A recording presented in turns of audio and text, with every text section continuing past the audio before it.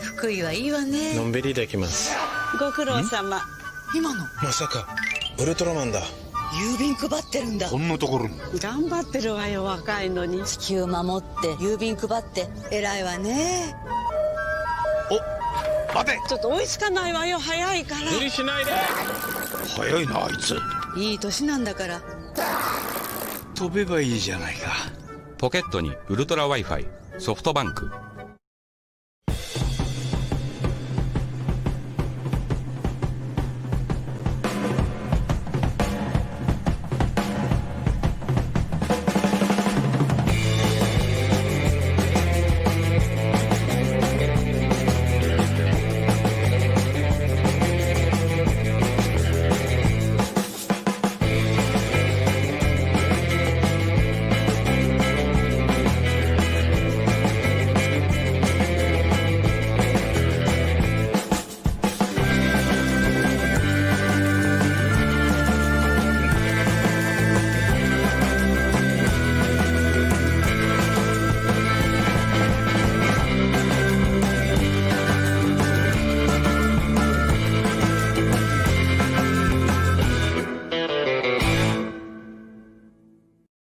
Hey, and welcome to a very special episode of Collect All Monsters, where instead of going to our standard format where we do segments in a show, which, you know, maybe that's not standard is not the word to use right there, but we're doing just a casual chit-chat roundtable discussion kind of episode here called Kaiju Shopping in Japan. And I'm going to go ahead and do a small rearrangeo here because this did not go back where I wanted it to. So, hey, there we go.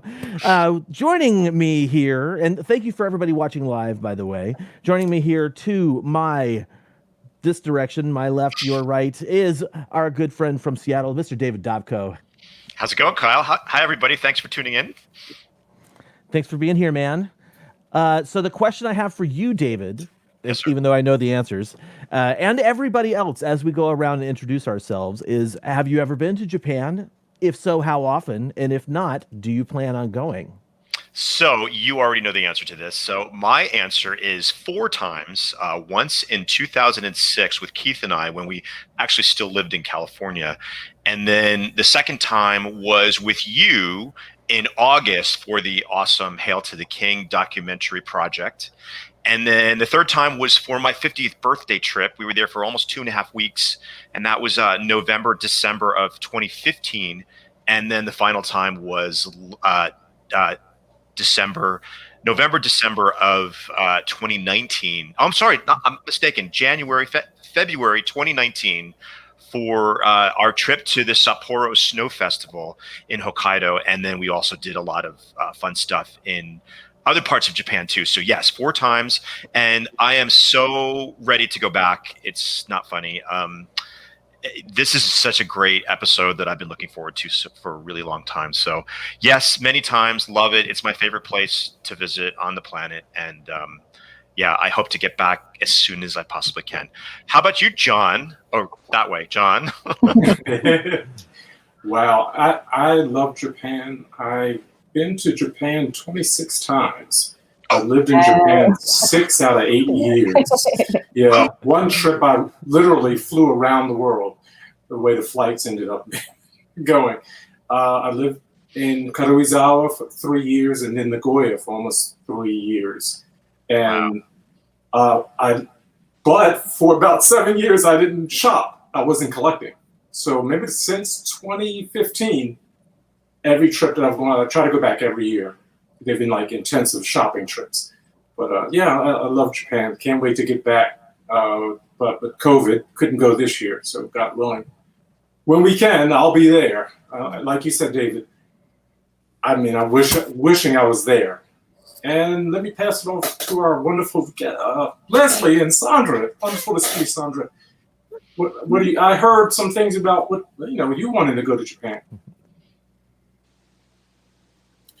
Yes, we've never been to Japan. It's kind of funny. You would think as much time and effort we put into our individual kaiju treasures that we would already been to Japan by now, but we've never ever been. Actually, it was my beautiful queen. She was the one that approached me with it. She approached me about going to G-Fest, and she came up to me one day after we went a few times and said, you know what? Maybe we should go to Japan. I'm like, I'm not going to say no to that, quite frankly. So we were actually looking to go. Actually, was it next year?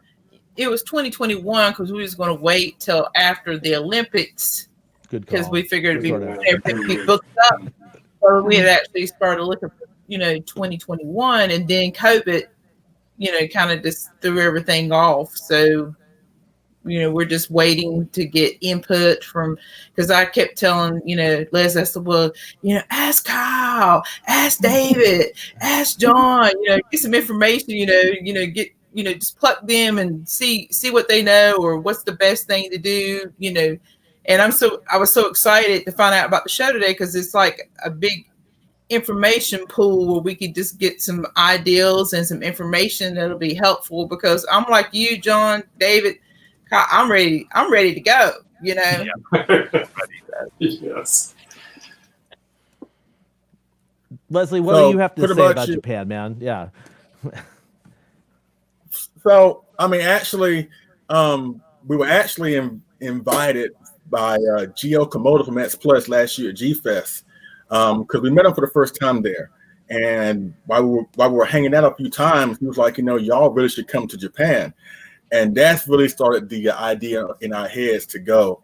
Actually, we were actually planning, if we were going to go next year, we were actually planning on just not going to G-Fest, because we know going to Japan is not exactly a cheap situation. So we decided that we was going to actually not go to G-Fest, but yet put all our efforts in going to Japan. But since what's going on is going on right now, it hasn't really delayed our idea to want to go to Japan. We know we will go there at some point, but of course we got to get through what we got to get through first, and then we'll go to Japan. I'm looking forward to going and seeing Tokyo Tower, maybe Osaka Castle. I just want to see the places that these monsters just beat the crap out of in our favorite film.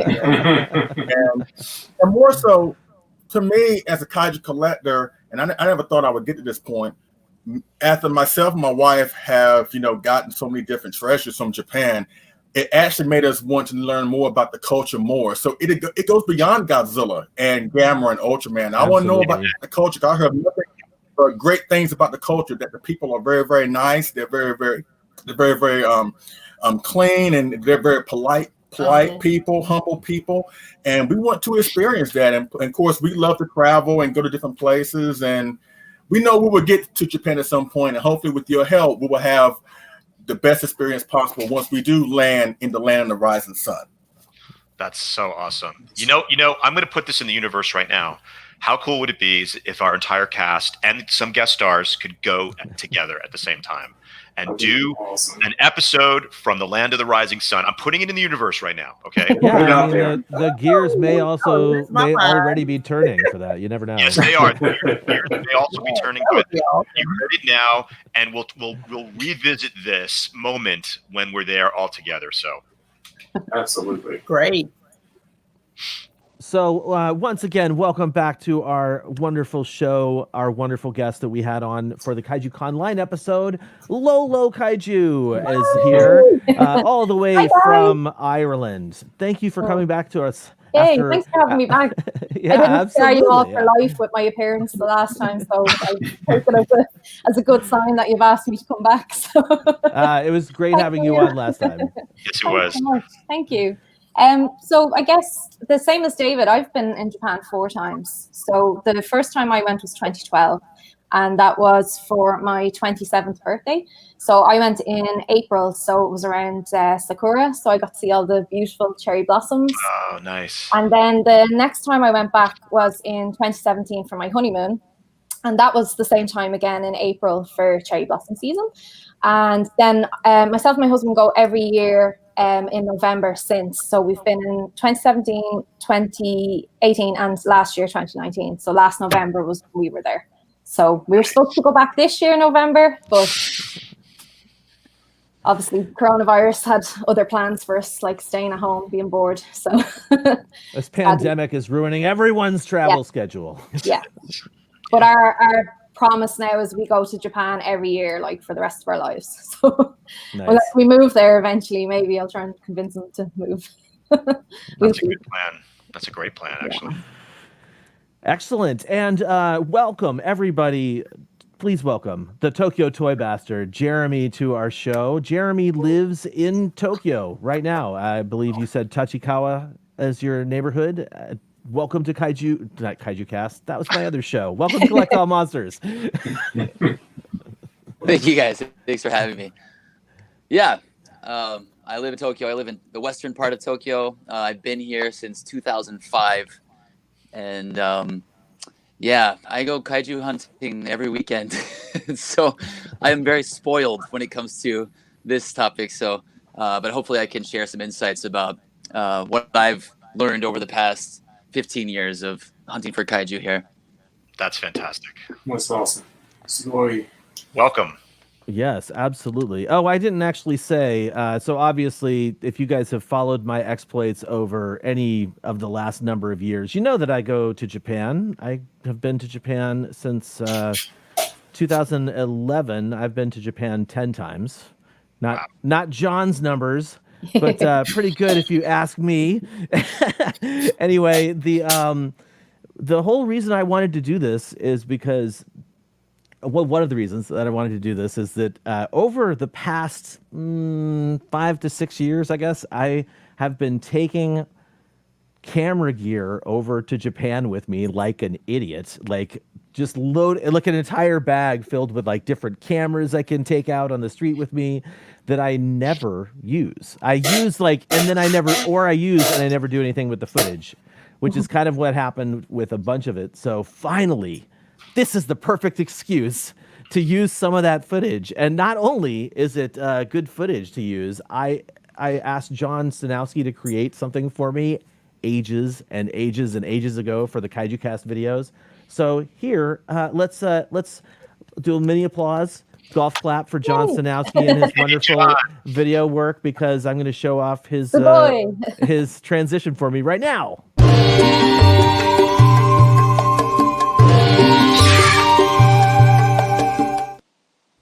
I have been waiting 5 years to play that. Awesome. Kawaii.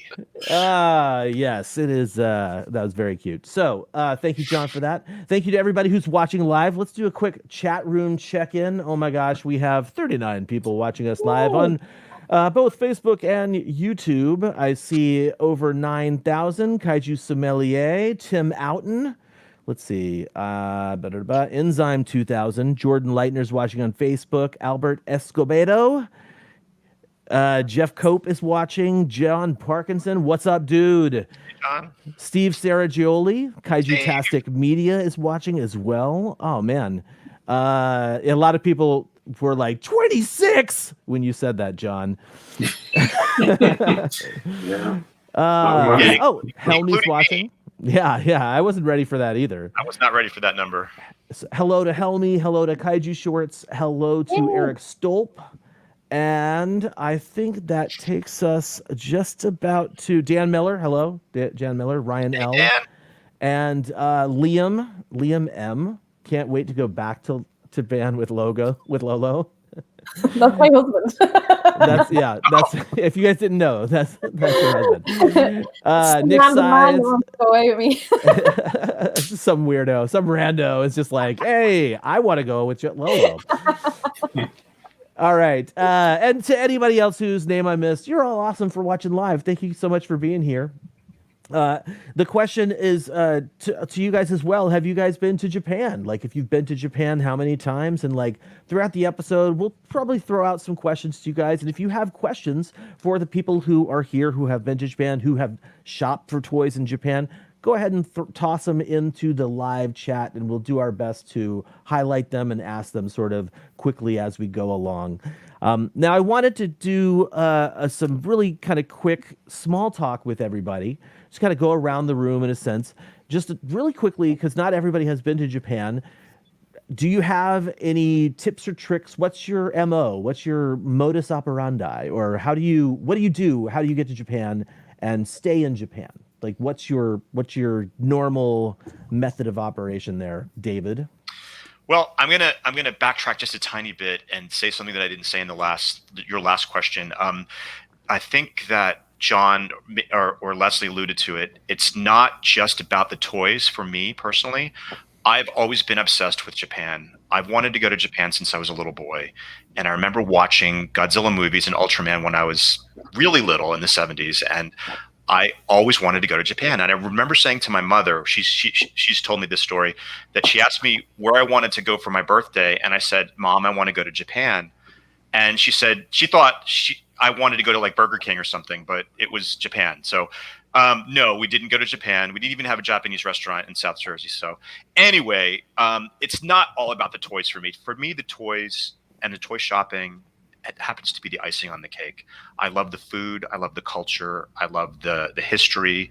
I love the people most of all. And it's just a wonderful place to be that I'm sure everybody will echo these sentiments. And having been there every season except for spring, spring is definitely the next time that we are going to go.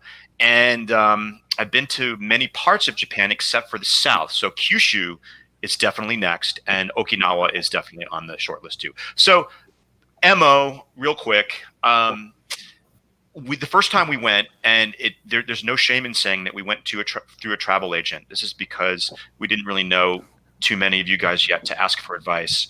So the travel agent actually is Japanese Hawaiian, and he didn't really deal with Japan, but he did some research, with us, and he actually helped us really get some places. And we also had a friend, my friend Greg from New York City, his girlfriend who lived in Japan actually helped us a lot to go to different places when we were there in 2006.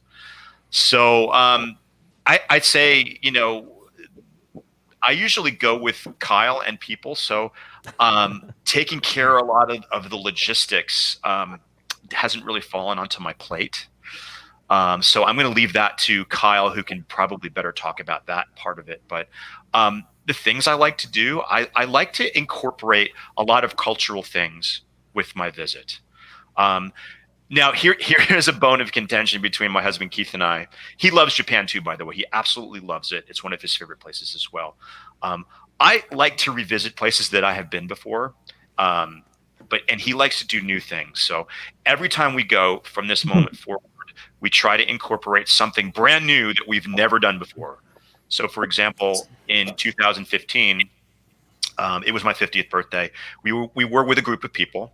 John Bumpus, Brandy, Richiso, Jessica, Dell, etc.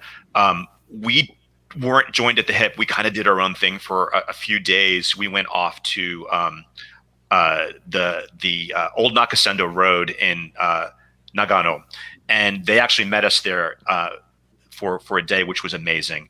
But we traveled the old Nakasendo Road. We went from village to village and had an amazing and magical time. And then we met back up with them in Osaka, and we did some things there. And the last time we went, Kyle, Keith, and I went to Sapporo. We took the Shinkansen all the way from Tokyo to Hokkaido. And it was actually a really not too crazy, relaxing ride. It was long, but we watched it get snowier and snowier as we went further north. And we just had an amazing time. We saw the Sapporo Snow Festival. And actually, our friends Jamie and Kumi and their kids actually met us up in Sapporo, and we had a really nice visit with them up there too. So I'm not going to take up too much of the time because I can go on and on and on, but basically like to see some of Tokyo, revisit some of the places that we've already seen, which definitely includes toy shopping. And always incorporate something new that we have never seen or done before. And in this case, it's going to be Kyushu and the South. So I'm sure there's tons more I can say, but I'm just going to pass it down to John Ruffin, or actually across. Now we'll do that. John's over there. This new Okay. thing where I can rearrange the windows. It's really cool, but it's also different. I hope that kind of answered the question a little bit, John. It was a little convoluted, but I'm just going to pass it to John, and maybe he can elaborate more because he's been there so many times. Yeah. So just to restate the question, John, like, how do you normally, when you say I'm going to go to Japan, what's your general practice for getting over there? And then once Yeah. you're over there, like, where do you stay? That kind of Oops. stuff. I didn't answer any of that. I'm That's sorry. okay, man. It's all good. It's all good. So my first trip to Japan was in 1994, and it was after I had finished an undergraduate degree, and I always wanted to go, just like David, do some Godzilla shopping and things like that. So it was a big moment in my life. I only spent 8 days in Tokyo, and I had, like David, a travel agent do that. And then I went back in 98 and 99, took my mother. My dad had just passed. Took my mother, my cousin. Then my friends went with me in '99. Then we had met a friend in Kyoto, and I went back in 2002. But it was in 2008 I became a teacher. So something I always dreamed of, going back to Japan, and being there for an extended period of time, and that happened. So, I would go back to Japan every 3 months, come home and go back 3 months until I got my alien resident card for Karuizawa, and then there I was teaching. So I wasn't doing any shopping, but the way I had to always plan my trips, the school didn't do it for me, so I had to look on Orbitz or Kayak when it, years later when it came about. So I was doing it myself and tried to stick with the same airlines and use the frequent flyer mileage if I could, but I always had to get the cheapest flight. Most of the time it was Air Canada, and then occasionally United, and that's what United since then. I came home in 2014 after being in Nagoya for about 6 months, and I started to collect again. And I had stopped for almost 10 years. Yeah. And so I felt like, oh my goodness, all those years I wasn't shopping. It was just being with the students, enjoying the culture, like all those other things. And I completely didn't think about collecting. And I would see things my students do. I love Godzilla, and they bring me little gifts and things like that. But I'm like, I'm not collecting anymore. And then that all changed. So now when I go back to Japan since 2016, I go to Karuizawa first, go see students and friends and fellow teachers. Then I make my way to Tokyo. Then I make my way to Nagoya, more friends and fellow teachers. Then I'll go to Kyoto to see friends. So it's like every trip I plan, through to, and like David said, try to add something new. And so for the last couple of years, since 2016, it's like I'm going to see as many Godzilla places as I can. And so that's taken me to play really far out to, and I always go by myself. Early in late 90s, I was going with family and then friends, but most of my trips I'm on my own, so I have to do everything. The place that I enjoy staying at now is My Cubes, called My Space, My Cubes, in Asakasa in Tokyo. It's this little cube you live in on a floor with, the male dormitory. And I used to do the hostels, but like this little cube thing is like all that. So what I did last year, I did 11 days in Tokyo. I just said, it was only $380 for 11 days and living in this little cube. So what I did is that was easy, just paid for that, went to Nagoya, went to Kyoto, and then to Osaka, and then came back, and it was like, everything, all my stuff, was there and locked up because he pulls the whole thing down. But I do it all online, and then I use booking.com for all my hotels for the last 4 trips. And you don't have to pay in advance. You get really good, cheap. I go cheap. I need budget. So, and now I think about, I plan out. Back in the 90s, there was a book I was trying to find for the show that had like the shops in Tokyo and all around. It was this old anime kind of collectible kind of shop book. And I got to find it. And I couldn't read it at the time. I was like, I want to try to go here, here, here. Now, my Google Maps plotted out all the shops I want to hit, whether it's in Tokyo, Osaka, wherever. And each day is meticulously planned. I get exhausted because I'm by myself. If I was with friends, I'd probably have plenty of energy, and go. But by 4:30, 5 o'clock, I'm done. But with that said, other thing when you're going on a trip, you need your rail pass. If you're not alien resident, you got to get this. You can go all across the country for dirt cheap and save thousands, literally, if you're really traveling. Save a lot of money, hundreds of dollars. But that's my thing. Friends, but shopping. I'm not gonna lie. The last 4 trips, and Shin Godzilla, had to see that in the theater. And a few trips my employer has paid for me because it was part of going to Indonesia, and I went to Manila was last year. So that's it. So I guess Leslie and Sandra, any thoughts about what you're going to do and how you'd like to go? Were you planning? When I was doing research, I did see where the best thing was to do that pass. I was telling Leslie, I was like, yeah, if we get that pass, we can go everywhere all the time. So that's the first thing I did read upon that and catch that. Yeah, I told him, I was like, first thing we got to do, we got to get that pass. He was talking about, we go to Japan, at least go 11, 15 days, to really to see some sights and get some of the culture and really get a grasp of what's going on. I said, we got to be there for a good amount of time. So yeah, that was the first thing that I told him. I said, we got to get past that. Interesting information that you said about the cube too, because we were looking at different packages and stuff. I was looking at that as well.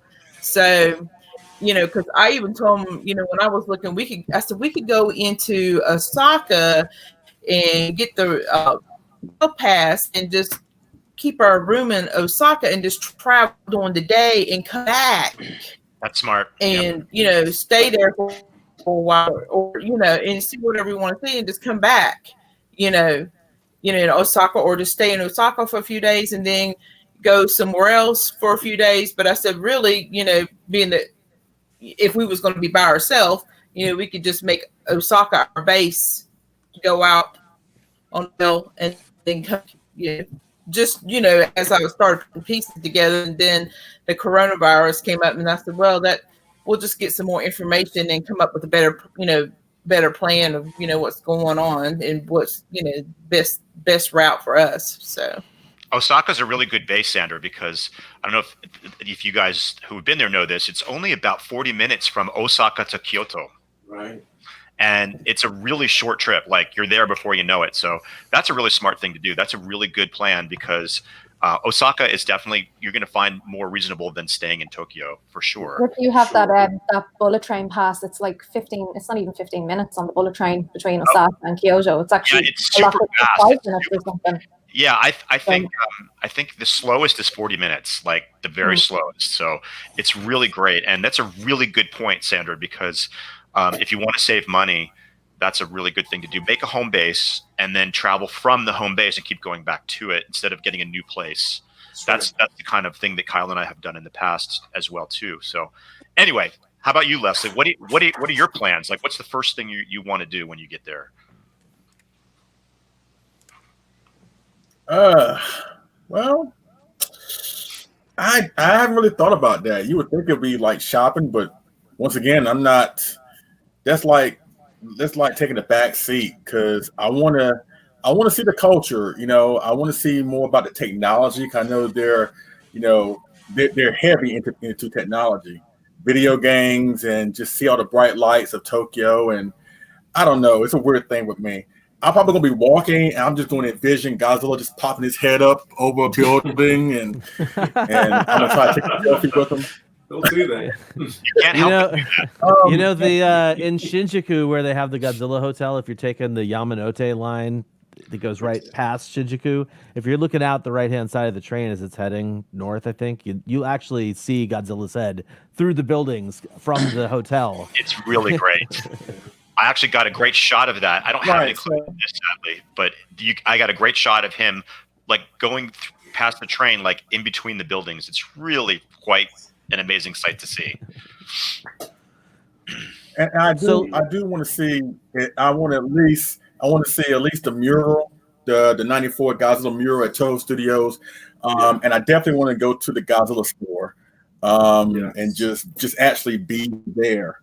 But just like I said, seeing these places like Tokyo Tower, going to Tokyo Bay, seeing Mount Fuji. That's one thing I love when y'all go on these trips and y'all put the photos on Facebook, especially John. Like I remember one time when John and I became good friends, and he went over to Japan on one of his trips, And one of the photos that he took was, I think, out of his hotel room, and it was just Mount Fuji just looming in the background. And that just took my mind back to King Kong versus Godzilla, Ghidorah the three-headed monster, Gamera guarding the universe, destroy all monsters. And it's like, I just want to go there. Like, before I leave this planet, we definitely going to go there. And I'm just the fact that I'm just more excited about just going there with my wife, experience the culture, and try the food. Yeah. And love seeing the people. Hell yeah.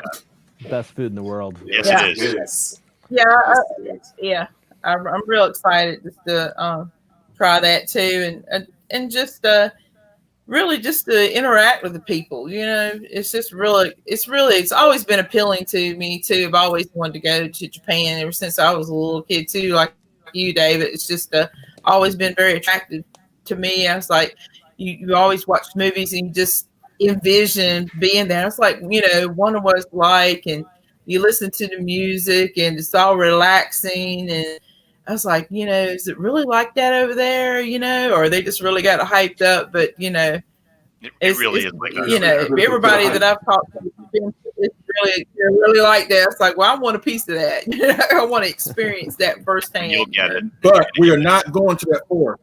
We're not going to that forest. We heard about that forest and that scary movie. The Forest. Suicide Forest. We ain't going there. Ain't doing it. We ain't going there. No, never. I don't think anybody's going to try and take you to the suicide forest, Leslie. So Lolo, let's talk a little bit about you and your husband Liam's plans when you head out to Japan. You said you guys try and go every year now. Like, what's your best stories about getting out there? Like, do you have any good airline? What is the airline like? The pricing like from Ireland to Japan? It's actually really good. You'd be surprised. There's no direct flight from Ireland to Japan. So what we do is we fly to Amsterdam and we connect from Amsterdam into Narita. So it's KLM is the airline that we use. Around €600 maybe for a return flight. That's roughly what we pay, which is pretty good. Well, I think that's pretty good anyway. But we kind of do the same thing like every year. We've got like our little places that we love to go. We like to stay in Shinjuku, and generally the first thing, no matter how jet lagged I am, I have to go up and say hello to Godzilla in the Grey Street Hotel, the big giant Godzilla head. So it doesn't matter what time it is, I have to go up and I have to like pay my respects to Godzilla, and then we go and get coffee or something. But we usually kind of split our time between Shinjuku and Akasaka Mitsuke, because it's right in the middle, and it's the metro lines are good. It gets you everywhere. So you can get to Shinjuku, Shibuya, and then you can get up to Akihabara the other way. So I find it's really good, really central. And it's actually quite quiet as well, because you know, there's parts of the neighborhoods in Tokyo that are just really busy and really loud. And like, that doesn't bother me, but sometimes you can kind of get overwhelmed if you're doing too much. So I find that neighborhood, like it's quite chilled out for Japan, like if you can imagine that. But we generally do that. And then we like to go to Osaka as well. Like I kind of, I don't want to say I prefer Osaka, but I definitely prefer for toy shopping. I find it a lot cheaper. And I like the way Osaka is quite condensed in that you can get around very easily by foot. Whereas with Tokyo, you're kind of on the trains and back and forth a lot. So if you want, I know for me, if you're dedicating a day shopping, you're kind of not getting a lot in one day unless you want to be really busy. Okay. So especially like Nakano Broadway is kind of up away a little bit. So you'd like, well, for me, I want to spend a day there. Exactly. Dedicate a day to Nakano Broadway. Like you can't even fit that place in a day either. So there's so much to see. And then my husband, he's not into kaiju. Like he appreciates kaiju. He wouldn't collect toys like me, but he's into gaming. So he loves going to all the vintage gaming shops, and I collect records as well, and books and other cute stuff. So I collect a lot of things. So I'm kind of going all over the place looking for different things and filling a suitcase full of stuff. But yeah, like that would be the for Tokyo. Yeah, that would be my recommendation. Like I love Shinjuku. I love the vibe around there, like Kabukicho and all that atmosphere there. And Shibuya, I find that's really overwhelming. Like I kind of get a bit anxious there because there's just so many people around you, and I just find that a bit overwhelming. It's great at first, like touristy, but I don't know. I kind of don't really go there. The only place I go there is Mandarake because that's one of the best Mandarakes, especially for Safubi. I find that amazing. Just the cabinets are just incredible there. But for me, it would be for toys, Osaka, hands down. I much prefer Osaka. All right. Well, thank you very much. And I think since Jeremy actually lives in Japan, he doesn't have to tell us about his travels there. Well, actually, let's talk a little bit about your early travels because I want to hear your origin story. These guys should hear that. I thought it was definitely good story material. Okay, so back in around 2003, I came to Japan for the first time, and I stayed in Gunma. Didn't do any toy hunting or anything. It was just with some friends, and I really liked it. So I was definitely interested in coming back. Fast forward a year or so, and I had met my current wife, who was just my girlfriend at the time. And so I was talking to her about moving here at some point because she was based in Tokyo and I was still living in Kentucky at the time. And at the time I was going to art school as well. And I was looking to possibly try some kind of career as an artist here. However possible that may have been, very unlikely at the time. But I haven't told Kyle this yet either. So my wife was a sandwich artist at Subway at the time. She had just finished college. And one of her fellow sandwich artists, actually his mom worked at a manga studio as a cleaning lady. And she caught wind that they were looking to hire gaijin apprentices to work in the studio as kind of an experiment. And so so my wife put in a word through him, he put it in a word through his mom, and then his mom told the manga creator, and I landed an interview, and I had to fly here in less than 5 days notice to come in for an interview and prepare my portfolio to work on the prequel manga for Fist of the North Star. Wow. So just a little title like you probably never heard of, Fist of the North Star. Yeah, at the time I had never really read Fist of the North Star. I was familiar with it. I was always like, oh yeah, that manga that looks like Bruce Lee and Mad Max. You know, I never really watched it. I just knew it like had exploding heads and stuff. So I was like, I'm down. So I had always just been like Dragon Ball fan art and stuff back when I was drawing manga type stuff. So I came here, had the interview, landed the job. So I apprenticed for a couple months, and then after that I started working on the manga. And so I worked on Fist of the Blue Sky for 2 years, and worked on some of the color versions of Fist of the North Star. And so around that time, I had always been collecting toys and things like that, and I've been interested in Godzilla since I was a kid. But when I was working for the manga studio, my wife's best friend's brother had a big Bandai Godzilla collection that he just wanted to get rid of, and instead of taking it to like Mandarake or somewhere, he's like, "Hey, you want it?" And I was like, "Sure."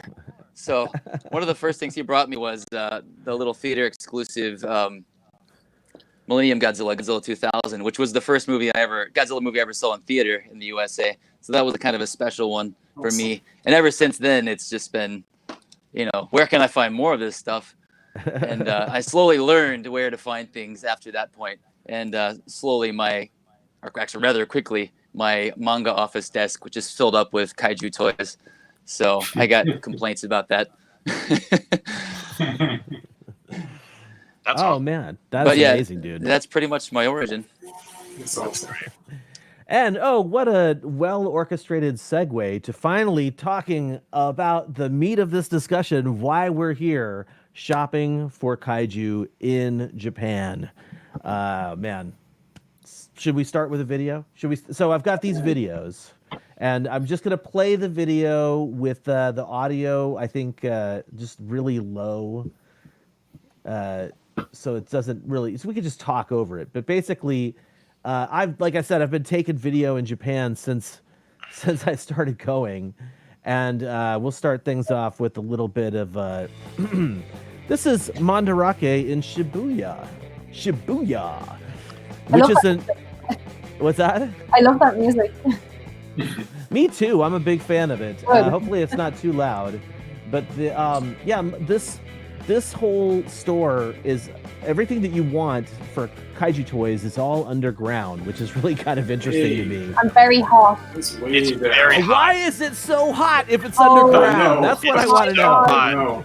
Yeah, because it's so hot. Even in November. It's so we were there in February, and it was super hot, and we had all of our heavy coats on. So going in there in February, and like we're just like Kyle and I are like, man, this is awesome, but dude, it's hot, and we're sweating. Like the things I do for my toys, man. They do have a little bit of everything in that one. I think that was my first time in 2019, Kyle, in the Shibuya Mandarake. I'd never. Oh, really? Wow. Yeah, it's going up those steps is cool. Yeah, well, going down the steps is part of the intro to the show, right? I did the sort of down the steps video and then up the escalator that you'll see later from Umeda in Osaka. Yeah, I don't know. I mean, basically the Mandarake is sort of the big name in Tokyo because there's what? Jeremy, how many Mandarakes are in Tokyo? Like 25? Yeah, and counting. They're adding more every year. So there's quite a few. Yeah, I think in all seriousness, there's probably 5 or 6 in Tokyo, the greater Tokyo area, because you have Shibuya, you have Nakano Broadway, Akihabara, you even have one in Ikebukuro, even though it doesn't have any kaiju stuff. There's a bunch of them in there, and then of course what we've talked about, we'll see it a little bit later, is the Nakano Broadway Mall, which has. Like seriously, 4 floors. Well, it's like 4 floors, but inside of that giant mall building, there's like 5 or 6 different Mandarake stores. Not all of them are soft vinyl. In fact, I think only a couple of them are soft vinyl. And then you have stuff like a cosplay store, a soundtrack or CD store, that kind of stuff. Animation cells as well as one. Yes. Exactly. Yeah. Pretty much anything you can think of that's nerdy to collect, like Mandarake will sell it in one of their specialty shops. It's interesting, yeah, because Kyle, remember in Sapporo, the one we Kyle and I both thought, oh my God, Sapporo, there's going to be some undiscovered treasures here because it's so far up. Yeah. And you know, they had good stuff in there, a lot of vintage Billmark, but. Now, as Kyle mentioned, Nakano has them in different locations throughout the mall. The Sapporo store, they're all in the same store. Like they have a section for cosplay, as you remember, right? They had a section for CDs, they had a section for anime, and they had a section for soft vinyl. So it was one store with all of those components in the one particular store. Yeah, kind of like Akihabara with the different floors. Yeah. Akihabara, like that. Of course, they got to put the toys on the 9th floor. Right. And elevator. I hate that elevator. That tiny, claustrophobic elevator, which I would never go in now with COVID. You never take the stairs? Oh, I always take the stairs.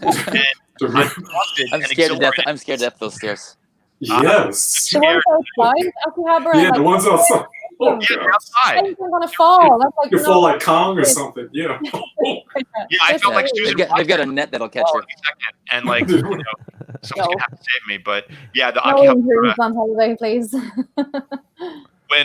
When Kyle, Keith, and I were there in 2019, we were having ramen across the street from the Akihabara Mandarake. We're looking at the window at the shop, and all the toys in the window. It was so cool. It was really neat. Oh, that's cool. I always go to Mr. Donut there. I love the window that you can sit out and watch all the nerds going by with all their bags. I love that. That's one of my absolute favorite things to do. Akihabara. So for people who don't know, Akihabara is Electric Town, right? So Akihabara is basically Tokyo's nerd district, sort of. You could sort of say that. It started out as an electronics area. So like you'd go buy. Back in the 80s, when I lived there, you would go to Akihabara to buy computer components and weird electric stuff. Like I've never told anybody this story before. It's not that exciting, but I purchased, because my friends told me it would work, a little button with a wire that came out of it that you were supposed to be able to put into the quarter or the 100 yen slot of a video game, and like they was supposed to put like a little electric shock to give you a free game, which never ever worked ever. That's funny. I totally got ripped off for like 200 yen for that at age 13. But yeah, I mean, basically, yeah. So Akihabara is basically, it's if you want to experience like that sort of overwhelming nerd factor that you think Japan is going to give you, Akihabara is the best place to do that, because as soon as you step out of the train station, it's just like maid cafes everywhere, crazy capsule machines everywhere. Like it's a really big shopping area. I said during my last trip, I was like, I'm going to spend an entire day in Akihabara, and I still haven't been able to do that. But I've done a lot of shopping here. The video that we're watching here is from the Hail to the King documentary that we shot in 2014. This is actually this is all just like B-roll video from that from my camera guys there, Jim Ballard and JR Lipatito. That's great. Yeah, Brings me back. So yeah. Kyle, I actually have a photo of Akihabara, like the city itself, like the area. I think it's labeled just as Akihabara on it. If people want to see what the district looks like, there's an image of it during the day. Yeah, let's see here. If you want to go to that one, and you can kind of see what he's talking about. Yeah, that's just a small like image that sort of epitomizes Akihabara. And at night, you can imagine all those neon signs are lit up, and it's quite beautiful and really impressive at night too. So just a fun place. And Leslie, you were talking about the culture and Japan and the things you've heard. Now, Akihabara to me is quintessential modern Japan. And then you go to Kyoto, which is the complete opposite, which is the older like Japan, or even more so in one of the villages in, Sumago or that we went to on the old Nakasendo Road. That's another reason I love Japan, because of the contrast. There's like the ultra modern and the super simple and traditional like aspects, which is really it's a great juxtaposition that's very harmonious to me for some reason. And you'll see, like, even in Tokyo, you'll see gashapon machine, soda machine, coffee machine, and then a shrine. Mm-hmm. And you'll see a gas station. It's like, it's really, really, really, it's hard to describe until you actually see it and experience it, but you get to see both parts of that culture. And I find that very fascinating, very pleasing. And just had to throw that in there. I do have a question for Jeremy. Sure. Jeremy, if you don't mind, let me ask you, since you live in Japan, how do the Japanese people feel about us Americans or people overseas loving Godzilla, loving kaiju shopping, and just loving Japan in general? How do the Japanese feel about that when it comes to their one of their most popular icons? It seems like anytime I mention Godzilla, or someone sees like me or my kids like with Godzilla items, or friends that are not, they find it very interesting that so many people love kaiju and stuff like that. But you don't meet a lot. I never meet a lot of like super big kaiju enthusiasts that live in Japan outside of like, the big toy hunting hubs and things like that. But of course, everyone's familiar with Godzilla and stuff here. They seem to be very like interested in why we like it. So I'll often get that question, like, why do you like that kind of stuff? And but you never get any like general specifics as far as like maybe what exactly they think about it. They just kind of like, oh wow, sugoi. It's just, that's the general reaction. Cool. Now, do they like our interpretation of the monsters from the legendary Monsterverse? Or are they cool with that? Or they're more like, okay, we have our traditional Godzilla, they have their Godzilla. How do they feel about our interpretation of Godzilla, or Mothra, or King Ghidorah, or Rodan, or whatever? I mean, of course, you have fans of both schools of thought. When I went to go see the last one, King of the Monsters, there were a ton of really younger, like not exactly children, but like a lot of teenagers and Japanese people in their 20s that were wearing the King of the Monsters t-shirts and stuff. So they definitely have their fans here. But then you've also got your old school tokusatsu fans that probably, just prefer the suit. Yeah, I heard my friend who works at Premium Bandai, when I was asking him, because as it's well known, I didn't really care for the 2014 film, but I really liked the 2019 one, and I liked it because it was really fun. So I was like, "Hey, dude, what did you think of the 2019 movie?" And he just kind of looked at me and went, "It's too much.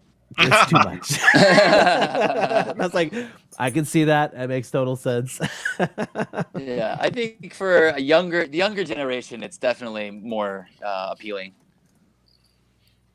For real. Here. For real. Yeah. Okay, so let's sort of just kind of go around the room. I had some questions. And how important has toy shopping been during your visits to Japan? David, I think I know the answer to that question because we went shopping together so many times. Yes, we did. It's funny because toy shopping, it seemed like it's the main priority, but I'd say it's not the main priority. Like, as I said many times, it's the icing on the cake. It's not the main reason that I go to Japan. But it is an awesome reason to be in Japan, and there's a lot of things to explore when you get there. So my collecting journey has taken many twists and turns, and nowadays the things that I find most precious are items that I handpicked myself in Japan from the shelves, things that friends who go to Japan bring me back, or friends from Japan send me. Those are my favorite things to showcase in my collection, and they mean the most to me. But we did get to go in 2015 for my 50th birthday, and we spent my actual birthday in Osaka at Kaiju Sakaba when that Osaka branch was still open. It was fantastic. It was like a dream come true. How cool is that? Spending your 50th birthday with your good friends and Mr. G Akamoto from X Plus. That was the first time we met him in person, that I met him in person, which was fantastic. So that was so cool. They actually had a souvenir.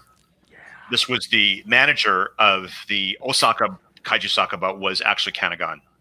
And so I got the Kanagan with the Kaiju Sakaba apron on it, which is really cool. A really great souvenir for that day. And they also had the one from the Kawasaki one. This is the replica of the outside of the shop with the manager standing outside. But anyway, the main thing I'm getting to is I didn't really find vintage to be really important for me to collect in the beginning of my collecting journey. So I wanted my first vintage piece to be purchased by myself in Japan, on one of my trips. So what better time to do it than my 50th birthday? And I had a specific figure in mind. I wanted to get the original Bullmark Godzilla. And the first couple of attempts to Nakano were unsuccessful. We didn't really find it. And I was kind of a stickler. That's the first one I wanted to buy, but I think it was the second time we went, Kyle, if I'm not mistaken. I went around the corner by myself, and Jeremy, you could probably tell me what shop this is. It's a little vintage shop that doesn't necessarily have a lot of kaiju stuff in it, but it does have some old bull marks and some old tin toys and Kimba and whatnot. I don't even know if it has a name, but it's around the corner from the big Mandarake branch. And anyway, sitting in there, they had this guy. Golden Age, is it? Beautiful. No. It was Nakano Broadway Mall, basically just to the left of the entrance of Nakano Broadway Mall, but it's currently gone. It's like a not yeah. That was Mojo Q. Yep. Yeah. The owner passed away from heat stroke a couple years ago, so it closed down. Oh, I'm sorry wow. to hear that. I'm sorry to hear that because he actually helped me. I'm sure it was him. And there was two of these sitting in the case, and this is the blue, and the other one was green. And I was alone. No one was with me because everybody else was doing their own thing. And I asked him if I could see them, please. And I'm looking at them, and I'm like, are these original or are they reproduction? Because the condition was so good. The green one was even more pristine than this. And he said, assured me that they were original, and then I looked more carefully and I could see that there's definitely telltale signs that it's a vintage piece. And and then I smelled it, did smell test, and it has the old vinyl smell. And anyway, long story short, it was a very good deal for this guy, and I ended up picking him up, my very first vintage piece, the very first Bullmark Godzilla, made in Japan. And I was very, very happy to find this piece. I should have bought the green one too. And we went back to look for it, and it had been sold like since the time we were there. And now that's a tip for you guys. If you're in Japan, in Tokyo, don't go only once, go a couple times. You don't have to spend the whole day there, but go around, and because they replenish their stock in Mandarake and the other stores, because technically it is a secondhand store, right? I mean, most everything in the shop is used, everything, gently used, and everything looks pretty pristine. And they always give you the disclaimer: please check to see that it's okay, because it's a piece that someone has turned in. But anyway, this was a very important find, and I was looking for it, and I found it, and I could not be more stoked. And it was just a great find. And I also found a King Ghidorah actually at G-Fest. Now, my next one, when I go to Japan next time, I need to find a Bullmark Rodan. So I have a representation of my favorite 3 kaiju, the big 3. And but yeah, toy shopping, it's great fun. And everybody asks, oh my God, I'm going to go crazy, I'm going to spend everything. You really don't. You want to, but we always hold back, and it seems like there's a lot, but I don't really buy all that much. It's just like select pieces, and it doesn't have to be something that's big or fancy. I mean, it could be like this guy, like the little tiny Red King in a construction uniform, little fun stuff like that. Or, this is something that I picked up at the Godzilla store last time. This is a little Netsuke Shodai Godzilla, which I think is like so freaking amazing, because the Netsuke is, a Japanese, iconic thing, and to have a representation of a Godzilla there, it was reasonable as well. So yeah, I mean, toy shopping is great, and you just got to keep your eyes open, because everywhere you go, you never know what you're going to find. And most of the Mandarakes have been discovered by people, but it's the other shops that you really get your bargains in, the ones that you don't expect to find toys in. So keep your eyes peeled, check it out. And yeah. So John, how about you? How important is toy shopping to you when you visit Japan? It's right up there near the top, if not first, second reason why I go. Because I go by myself, and after I see friends, students, the rest of the time is about, going shopping or going to famous places and locations. I become a tourist again. The first years when I was teaching in Japan, and I wouldn't go into any shops necessarily looking for anything.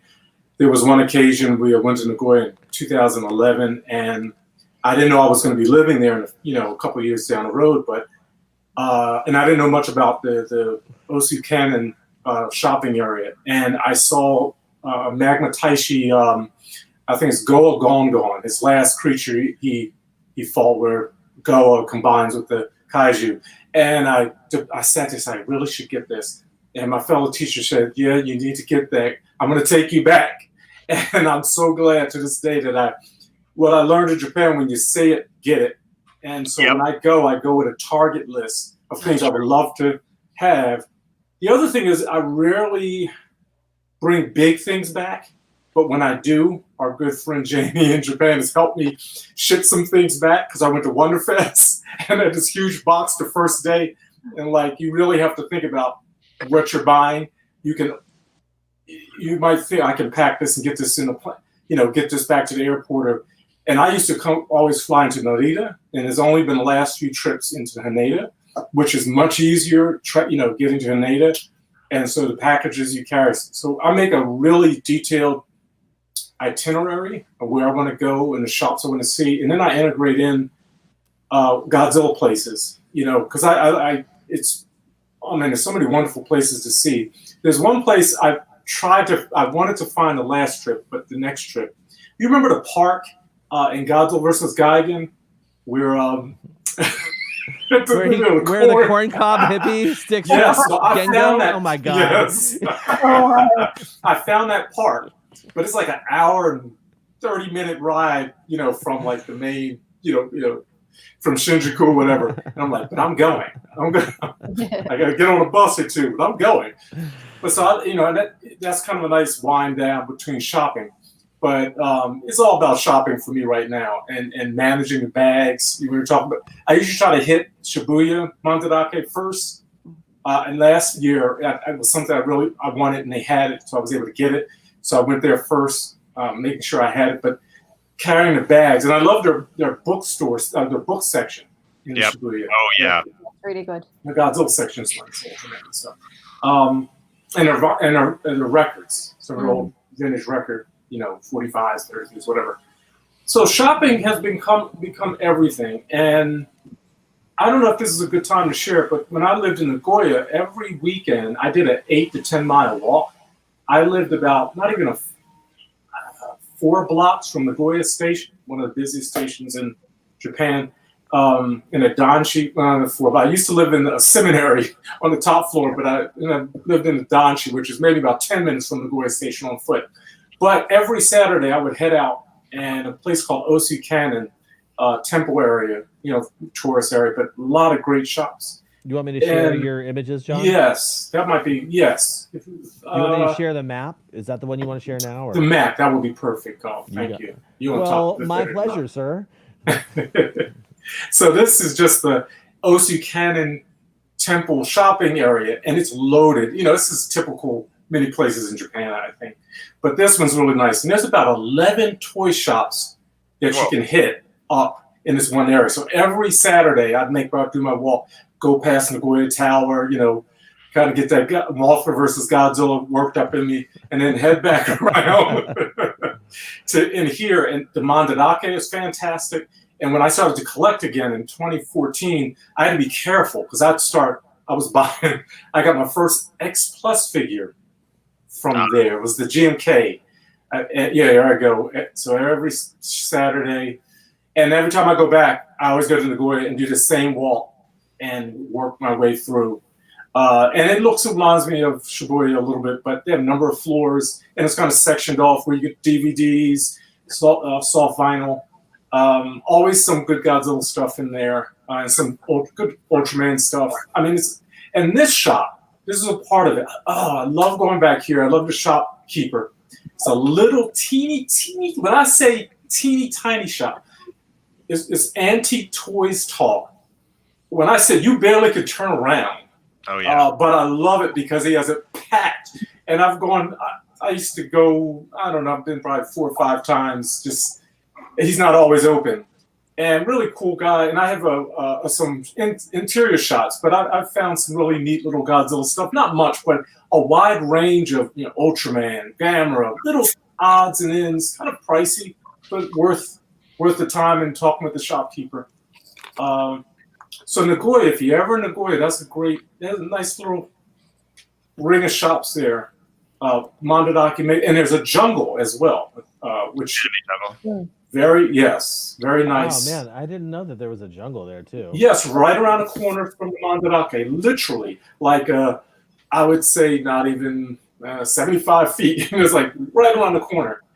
And there's that shop, that little shop. If you keep scrolling through, you can see how tiny it is. But it's packed. Find some old vintagers, the shopkeeper. Oh my God. Treasure.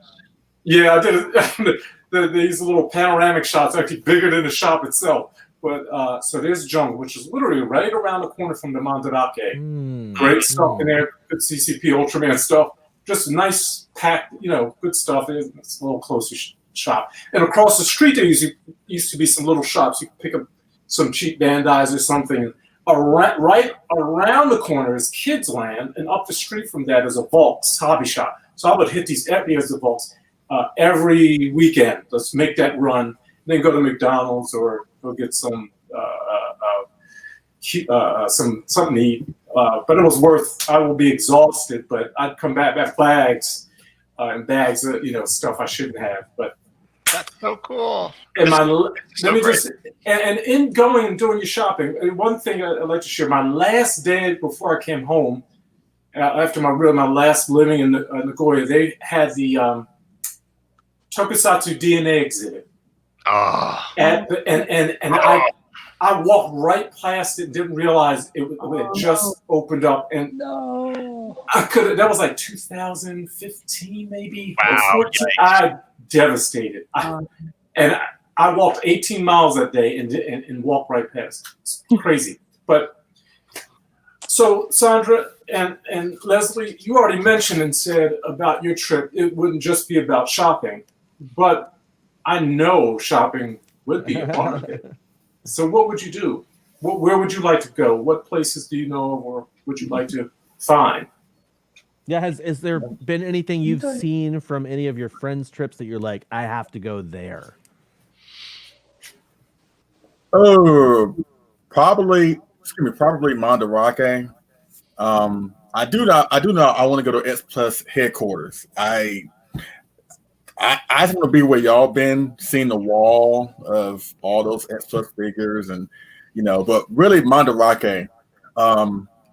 And quite frankly, you would think by us, going to Japan, we want to go to Japan, that we would want to shop, and we probably will. But since we're at a point in our collecting journey that we're getting really selective with what we buy and what we want to add to our collections, we're probably going to just get like one thing. I know I'm looking probably just for one thing, and I'm going in with zero expectations. And I know it's cool to have a list and cool to have a bullet point list of what you want to find and stuff like that. But for me, I just want to get some. I know I'm going to be surprised once I get there, so that's why I'm having zero expectations. I know I'm going to see a lot, and I know I'm going to go crazy, kind of like when I went to my first G Fest. But more likely, it's probably going to be like a model kit, because you can get a pretty much X Plus figure pretty much anywhere. But if I could find like a rare model kit of maybe the Monster Maker 2884 or the TS Facto GMK. I know Sandra loves GMK. Yes, I know Sandra loves GMK and Hedra and Destroyer. So I'm going to limit myself to one thing. So it just depends on what it is. But once again, as I mentioned earlier, I'm just really more fascinated with the culture, seeing the city, seeing the sights, seeing the people, enjoying the food, and once again, seeing like these awesome locations that we have seen in our movies. Like I mentioned, Tokyo Tower, of course, Mount Fuji, Osaka Castle, and just be around these places where I can think, well, Godzilla did trash this place, or Gyra did eat somebody over here, or King Ghidorah was flying over that place. Just going there. We gotta fly into Haneda. That's where it's been destroyed by all these monsters. Right. I know some people up in there, right? So that's for me personally. Yeah, so that's for me personally what I want. Sandra, what about you? Exactly. I think I really just want to be there. I want to have my feet on Japanese ground. I really want to absorb and feel everything for myself. I want to see it, feel it, touch it, see the beauty for myself, not what I've seen on TV. I love the pictures that, John and David put up all the time. I was like, man, I just want to be there. I want God, it's good envy. I was like, that is just so amazing and beautiful. And it's, you captured the essence of so many beautiful places in Japan. I want to be able to see that for myself and just experience that. And, to me, that trip would be to go and experience just everything about Japan as much as I can cram in. That's the thing about Leslie and I. It's just like we get a renewed energy when we go travel. I mean, we'll walk 3, 4, 5 miles in a day just going to look at stuff, or walking, and you will go hiking or whatever. When we went to Colorado to visit Jeremy, we did so much walking, 10, 12,000 steps in a day, just excited, just going and hiking and stuff like that. So we get this renewed energy. So I know that we would do the same thing. We went to Japan, and I would just try to cram everything that we could do just to see and take pictures, just to see it for ourselves. I know that you guys have experienced wonderful things, and we would like to have that opportunity to do that for ourselves and have memories to share with our kids and stuff. And we're kind of like Keith and David, where I'm more so like David, where I don't mind going back to the same places over and over again. Where Sandra is like Keith, where she wants to do new things and go new places and stuff like that. Compromise. Do a little of each. Do a little of each. Yep, absolutely. Right. Yep. So like you, David and Keith, since y'all could come to a compromise, me and Sandra, or Sandra and I, would come to a compromise, and I just know for the first time it's going to be great, and I just can't wait to go. I can't. I want to be there with you because I want to see your faces. There's something. Kyle knows this because he takes people to Japan. I love to see people's faces when they see it for the first time. That to me is like so. I get so much pleasure out of that. And you kind of relive it all over again when you see someone who's not been there before. And it's just a wonderful thing. I think that would be so awesome. Mm-hmm. It would be. It really would be awesome. I think that would be awesome. Mm-hmm. Sounds like a perfect place for us to play a little video. So as David's mentioned, in 2015, I led my first group trip. I took like a prototype trip to Japan, which was David, Keith, his husband Keith, Rich Iso, his wife at the time, Jessica, John Bumpus from ScreenRock.com, his girlfriend at the time, Brandy, Del Martinez, and myself. That's everybody, right? That's right. We did Tokyo, and then as we talked about, we did Osaka kind of as well, and also hit up Kyoto. But we were able to capture, and in fast motion here for this video, sort of the actual first reactions by Rich Iso. Whoa, that's right. We are here in Nakano. Rich Broadway. Iso, Mr. Fresh Vinyl. We'll see how fresh they are. We are going to see I'll be determinated. his reaction Remember how to say this is great? for his first visit to Nakano Broadway. Wait, I'm supposed to say this is great in Japanese. Here, I'll do it. Ii desu yo.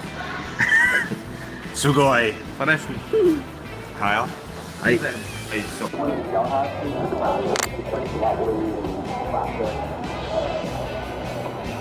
never seen this is the final.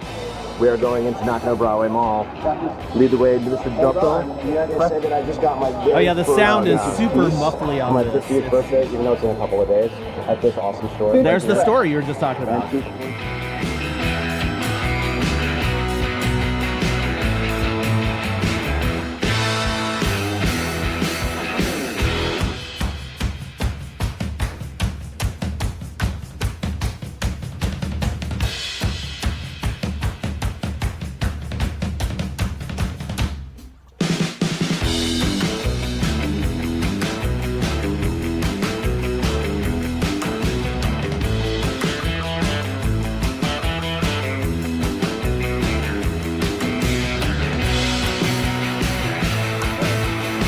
I don't need to have the music playing this whole time. There's nothing else except for Rich's reaction, as you're going to see him sort of going through the main soft vinyl shop of this is Nakano Broadway's Mandarake.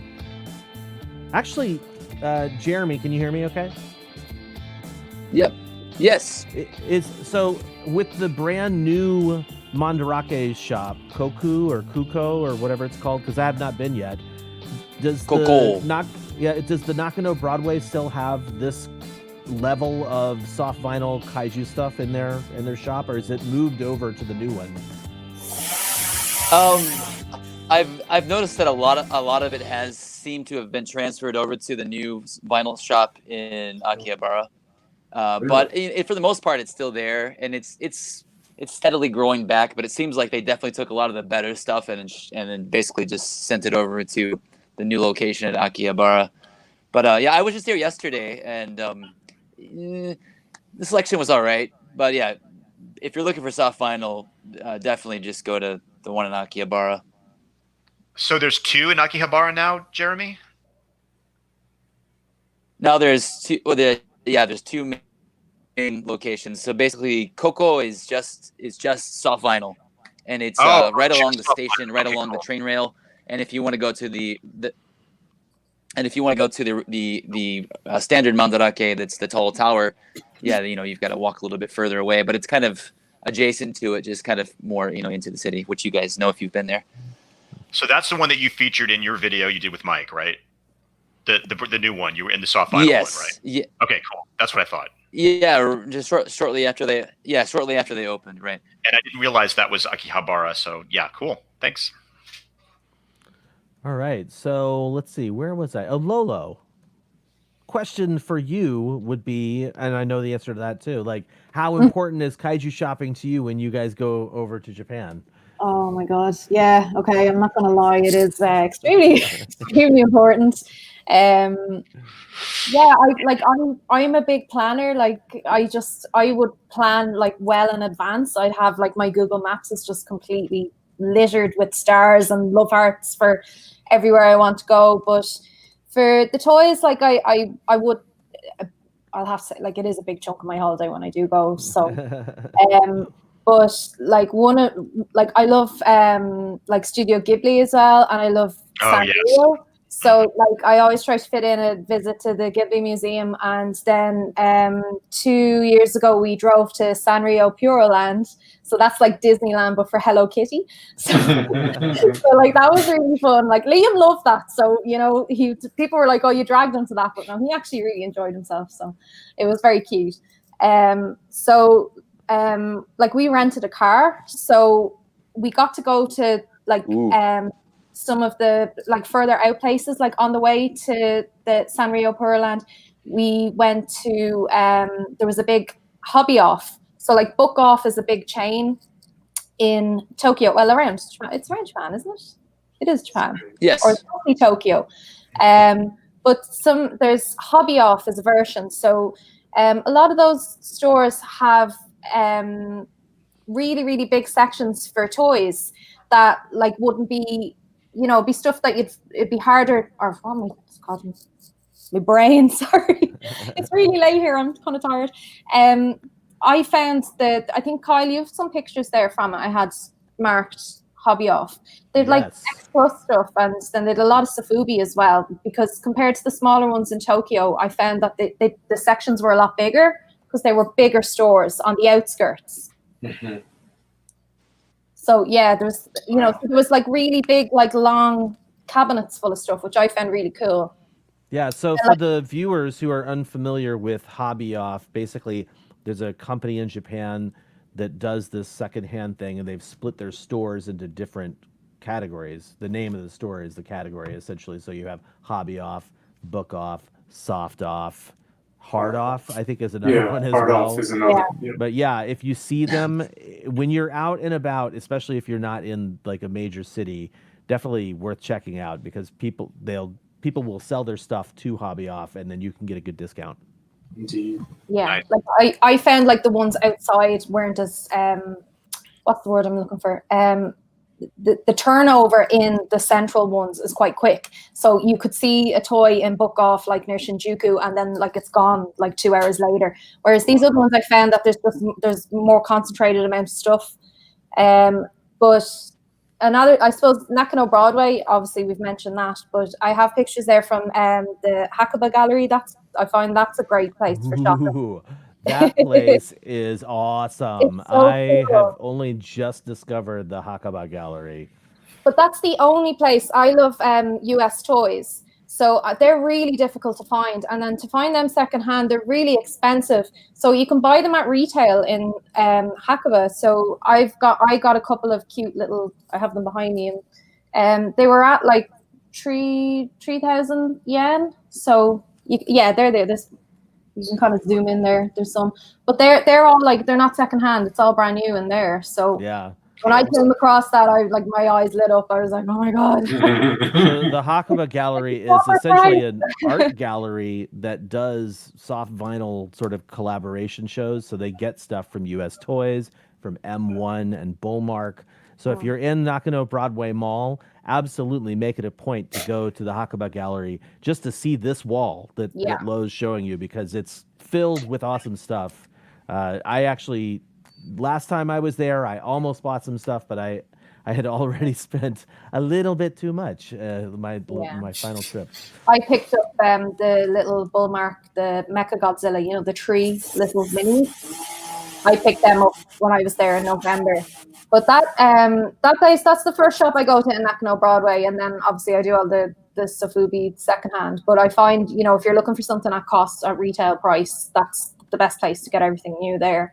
I think like I have a few other pictures there, Kyle, but it's all Osaka, because I mentioned before that I love shopping in Osaka because everything is quite close together. But I found like a lot of the deals there, like I found stuff a lot cheaper. So what I think, what I want to do the Adamski? You show those guys off? Yes, that is my favorite shop. If you've ever been there, that's my absolute favorite shop in the world. I have not been.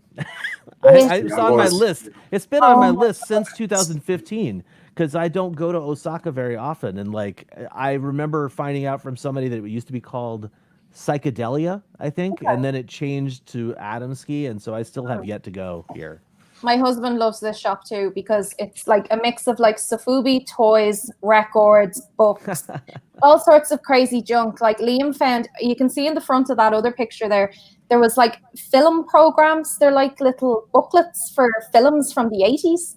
So we'd never seen anything like that before. So like Liam ended up buying a load of them and he has them all framed in his office. But this shop is fantastic. Like I got the Marmot, you know, the set, I think it's behind me, where like it's the Hedorah set with the like the little baby Hedorah and Godzilla like flying. Yes. Yeah. I picked that up for 4,000 yen there. Wow. That's great. That set is crazy prices now. Like it's like $300 now or something on Mandarake, which is really crazy. But their vintage section now is fantastic. But some of the best deals I've ever got in Japan when I've been there has been in that shop. Nice. And the quality of the toys is fantastic as well. Like even some of the secondhand ones that weren't like still in bags were just in beautiful condition and really, really cheap as well. And there was another little shop as well. I can't remember the name of it. I don't think it had a name at the time, but I have a few pictures in it, and the cabinets were fantastic there as well. And that was up past, it was on the main street in Denden Town.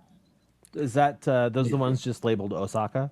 Yeah, because I've asked everybody, like I've asked everyone, did they know the name of the place? No one seems to know. And then I was convinced that I imagined it, and then I realized I had photos from it. So it was really great. Really, that was another kind of a mixed shop. There's a few of those now that like it's records and books. I don't know what they're called. Maybe Jeremy might know, but like it's like nearly just like a jumble of secondhand stuff, because there was secondhand video games, books, laser discs. There was hi-fis as well. Like there was like stereo equipment. And then these random cabinets just with Sofubi, and like some of the most amazing stuff you can see. There was like Wonderfest exclusives and just some like really old vintage stuff. And I found that shop amazing. I hadn't heard of it. I didn't know what it was. I still don't know what it's called. If someone in the chat knows that shop, please tell me, because I want to remember what it is. But no, I find like Osaka's great. Obviously, there's Astro Zombies as well, and Hero Gang. I have some pictures from Hero Gang as well. Hero Gangu. There's some great Toygraph Gamera there, which I'm still very upset that I didn't go home with. I think Nick got one. I'm nearly certain he has a Toygraph Gamera. But I had it in my hands and I was just like, no, I'll probably see something else that I like. And then, of course, there it is, up the top. And then I went back the next day and it was gone. Oh, man. Wow. Yeah. Can I add on to your Hiro Gangu story there? So when Lady Kyle and I went to Osaka in 2013, I was like, I got to check out this area called Denden Town, and that was all I knew. I knew Astro Zombies was there, and that's about it. So we walk into Hiro Gangu, and for the viewers that have not been or people who haven't been, the first floor is sort of a new items, like brand new toys. So I like walked into this toy store and I'm like, yeah, this is cool, but it's all like Solo Shogoken, Transformers, like all brand new in box wrapped up. And then right as I'm leaving the store, I look up, there's like, you walk out this door and there's some stairs going up to the left-hand side. And as you look up to the stairs, when I went, there were some statues, like some nerdy statues up on the, not the mezzanine, the first landing of the stairwell. And so I'm like, cool, let me go check that out. So I go up the first landing, and sure enough, I went up to the next floor, and that's where this photo is from, that second floor. My mind exploded with all the cool stuff that was there. Like, if I had not gone up those stairs, I would have missed out on some amazing toy shopping and cool looking. stuff in there. But I'm even sad looking at that picture now, seeing that camera that I didn't go home with. And I came back for it, and it was gone. And I think I cried. Liam will probably say, yeah, I probably did cry. But another cool thing as well, one of my Grail toys. I love Zazan. So behind me, I think you can see there's like a red and blue Zazan. Just wait, let's do this. Zoom that guy right there. Yeah, the red guy. So when I was in Japan last year, okay, that appeared on Mandarake because like I'm obsessive. I look at Mandarake every day. I refresh it and I see what's new in, and then like I look for my friends as well. So I've just constantly like, oh, there's something, and I'll send somebody a link if I see a toy thereafter. But I'm in Japan and I'm looking at Mandarake before, right? And that popped up, but it was where was it? I think we were back in Tokyo. Yeah, we were in Tokyo, and that popped up, and I was like, oh my God, but it was in Osaka and we weren't going to Osaka. So I ordered it online and I got it sent to my hotel. Awesome. That's so good. Like I had to go down to the front desk and ask them for the address and ask them okay to get a package sent. So if you are in Japan and you happen to spot a toy online, the hotels are really nice and they will allow you like to get a package sent. So like it came, like I ordered it at like 12 and like it came the next day. So like there was someone like knocked on our hotel door with like a Mandarake box, and it's crazy because when I order, because I'm in Ireland, when I order, it takes about like 3 to 4 weeks for packages to come. So like I'm waiting a very long time for stuff to come. So for a box to appear the next day, I was just like, this is amazing. Magic. Yeah, so you know, I do love the hunt. I do love looking, but when you know when there's something you absolutely adore and it pops up. So I was so happy that I could bring that home. I was like, oh, have that now. So I was really happy. Yeah. So that's my little story. When David and I were there in 2019, I think I was on the plane or getting ready to get on the plane, and I was like, oh my God, in Shibuya, there's this. What was it? It wasn't the glow in the dark Jiras. That was also something as well. I was like, that's at Nakano Broadway. I need to go get that. But there was something in Shibuya that I needed to go grab, and like because I knew it was there from the website. Yeah. I like beelined in, showed the dude my phone, and was like Doko wa? And he like totally showed me where it was, and I like, had it in no time. I did that too. Actually, I ordered on the site and I asked, could I pick it up? I actually. Before I left Ireland for the trip, instead of pay, I found the toys, so I ordered them, and instead of paying, I asked, would you hold them for me in Shibuya, and I will come and collect. So Mandarake do actually hold toys for a week.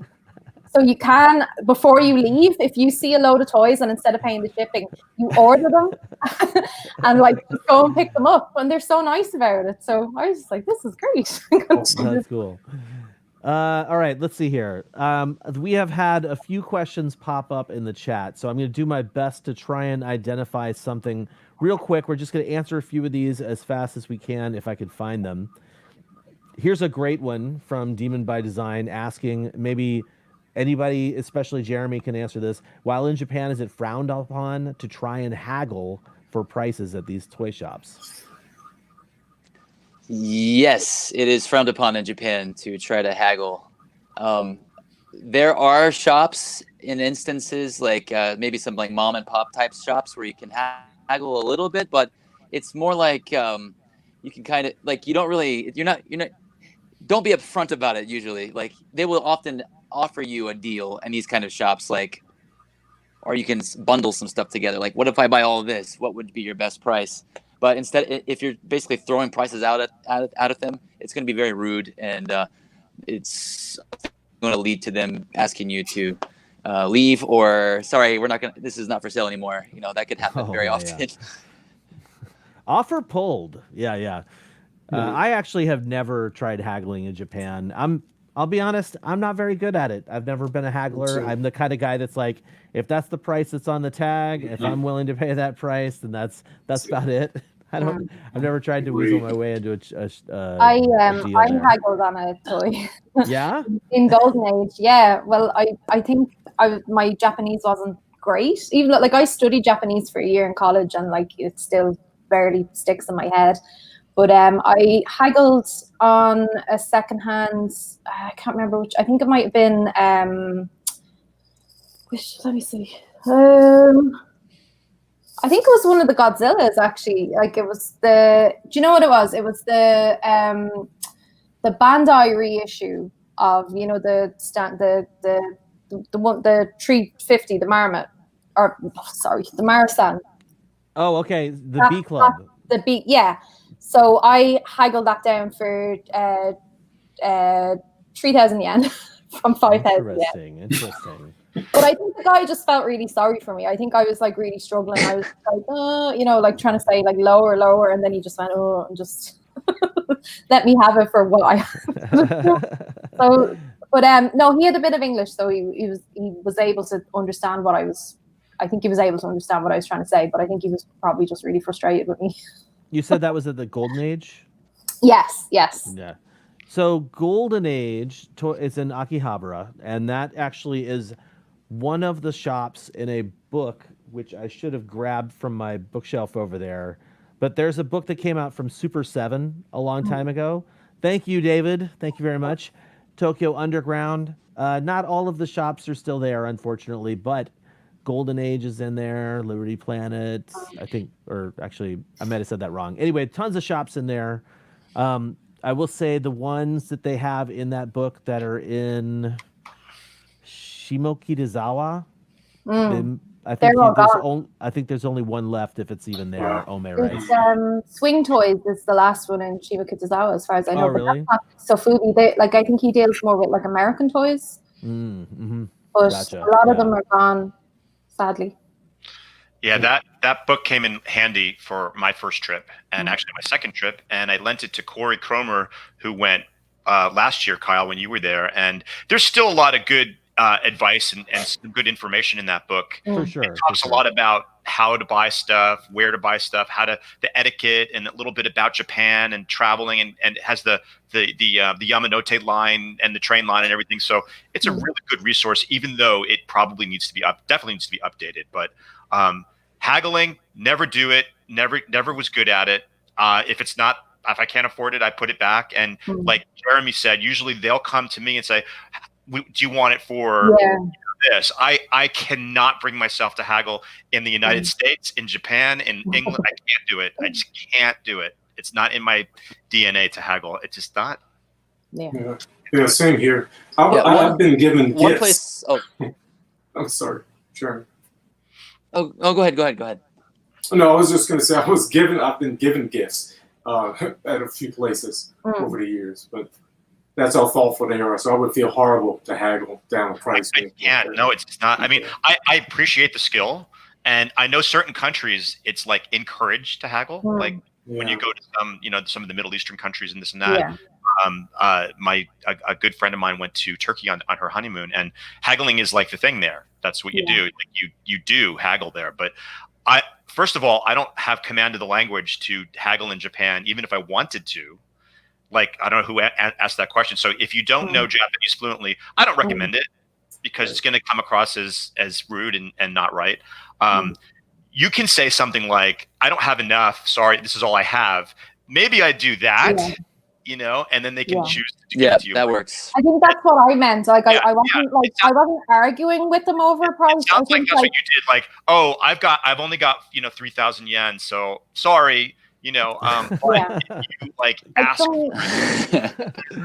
of the toys in there are bagged, and you're not going to haggle on a bag price. That would be my opinion. But for some of the secondhand ones, like I would ask to inspect some of them just to see, because some of the toys have mold on them, or check the foot to see if there's a kid's name written on it and stuff. And if you know enough about what things are worth, you can kind of say, well, you could maybe do a little bit on it here, depending. That's maybe just the Irish in me, but looking for a deal. But that's a good topic of conversation too. I think it's important.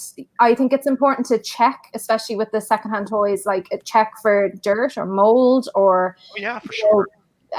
Marks. And I mean that you can take into consideration if you're happy with something that's maybe has pen on it, or because in a lot of these places it's behind me, it's all cabinets and stuff could be there for years. Oh yeah. And whoever owns the shop, they mightn't even remember that's that was in there. And now I'm talking about the smaller stores, not something like Mandaraki, because they actually have people who price everything and they check through everything. But I think it's I don't know, it might be just me, but I would always ask if there's something I like and it's not bagged. I will always ask to look at it, and I'll give it a good look to make sure there's no pen. Oh, 100%. No one's saying you don't inspect it. I inspect the hell out of everything I buy, but the price is the price, and that's what it is. And a good. Let me just finish this thought, Jeremy, real quick. A good topic of conversation you mentioned, Lo, is the signature of the previous owner. Some people frown upon that. It brings the value way down. For me personally, if the toy is in great shape and all it has is a kid's signature, I think that's fantastic. Yeah, I'm fine with that I'm totally fine with it, because this guy here, where'd it go? This guy was, I got that the first year. This is a mid-sized Popey Godzilla figure, and it looks like a repro. It's in such good condition, but it's got the signature on the bottom. Yeah. And the shop owner told me, he showed me this one, and then he showed me another one, which was in much poorer condition with no writing on it. And he said, good condition, more valuable. Yeah. Whatever. And I'm like, I want this one. And he's like, good choice, because it looks like a repro. It's in such good shape. And I'm never going to sell this stuff. Yeah. Yeah. I don't give you know what. If there's and it's actually written very neatly too, so I think it enhances the nostalgia of it. So definitely, don't get us wrong. Haggling is a separate issue than inspecting. Absolutely inspect. Ask to see it. Ask to hold it. Be polite about that. But 100%. It's. I mean, how do you guys feel about it? Do you think that the value decreases drastically? Would you buy something with a signature on it or not? I'm pretty sure I have stuff with signatures on it from other people. I do. I'm not bothered. If I love the toy, it doesn't matter if there's scrapes or scratches on it. I'll buy it. It's fine, because all my toys, I don't sell them because I'm in Ireland and shipping to America is too expensive for you guys. So you'll never buy them off me. So unless I sell them in bulk, which isn't going to happen. So, but it's all about the actual toy. It's not so much, I'm not buying to resale or to make money off it. It's just for my own enjoyment, really. So, amen. I think, Jeremy, you wanted to say something. I'm sorry. Oh yeah, I was gonna 2 points. One, as far as prices go, and not without having to haggle. Like if you go to a place like Nakano Broadway, there are going to be a lot of shops that are going to be selling things for stupid overpriced points. So definitely look around before you buy something, because you can find the same item in the shop next door for 2,000 yen less, every time. So always look. And one place that you can haggle a little bit, and it's not frowned upon as much, is the big flea market in Tokyo, the Tokyo Oikeba at the racetrack. It's every weekend. I don't know if it's all season or not, but it's a huge flea market, and it's next to a big horse racing track out near Shinagawa. And a lot of people don't know about it, but if you come out to Tokyo and you're here on a weekend, definitely check it out. You can get great prices there.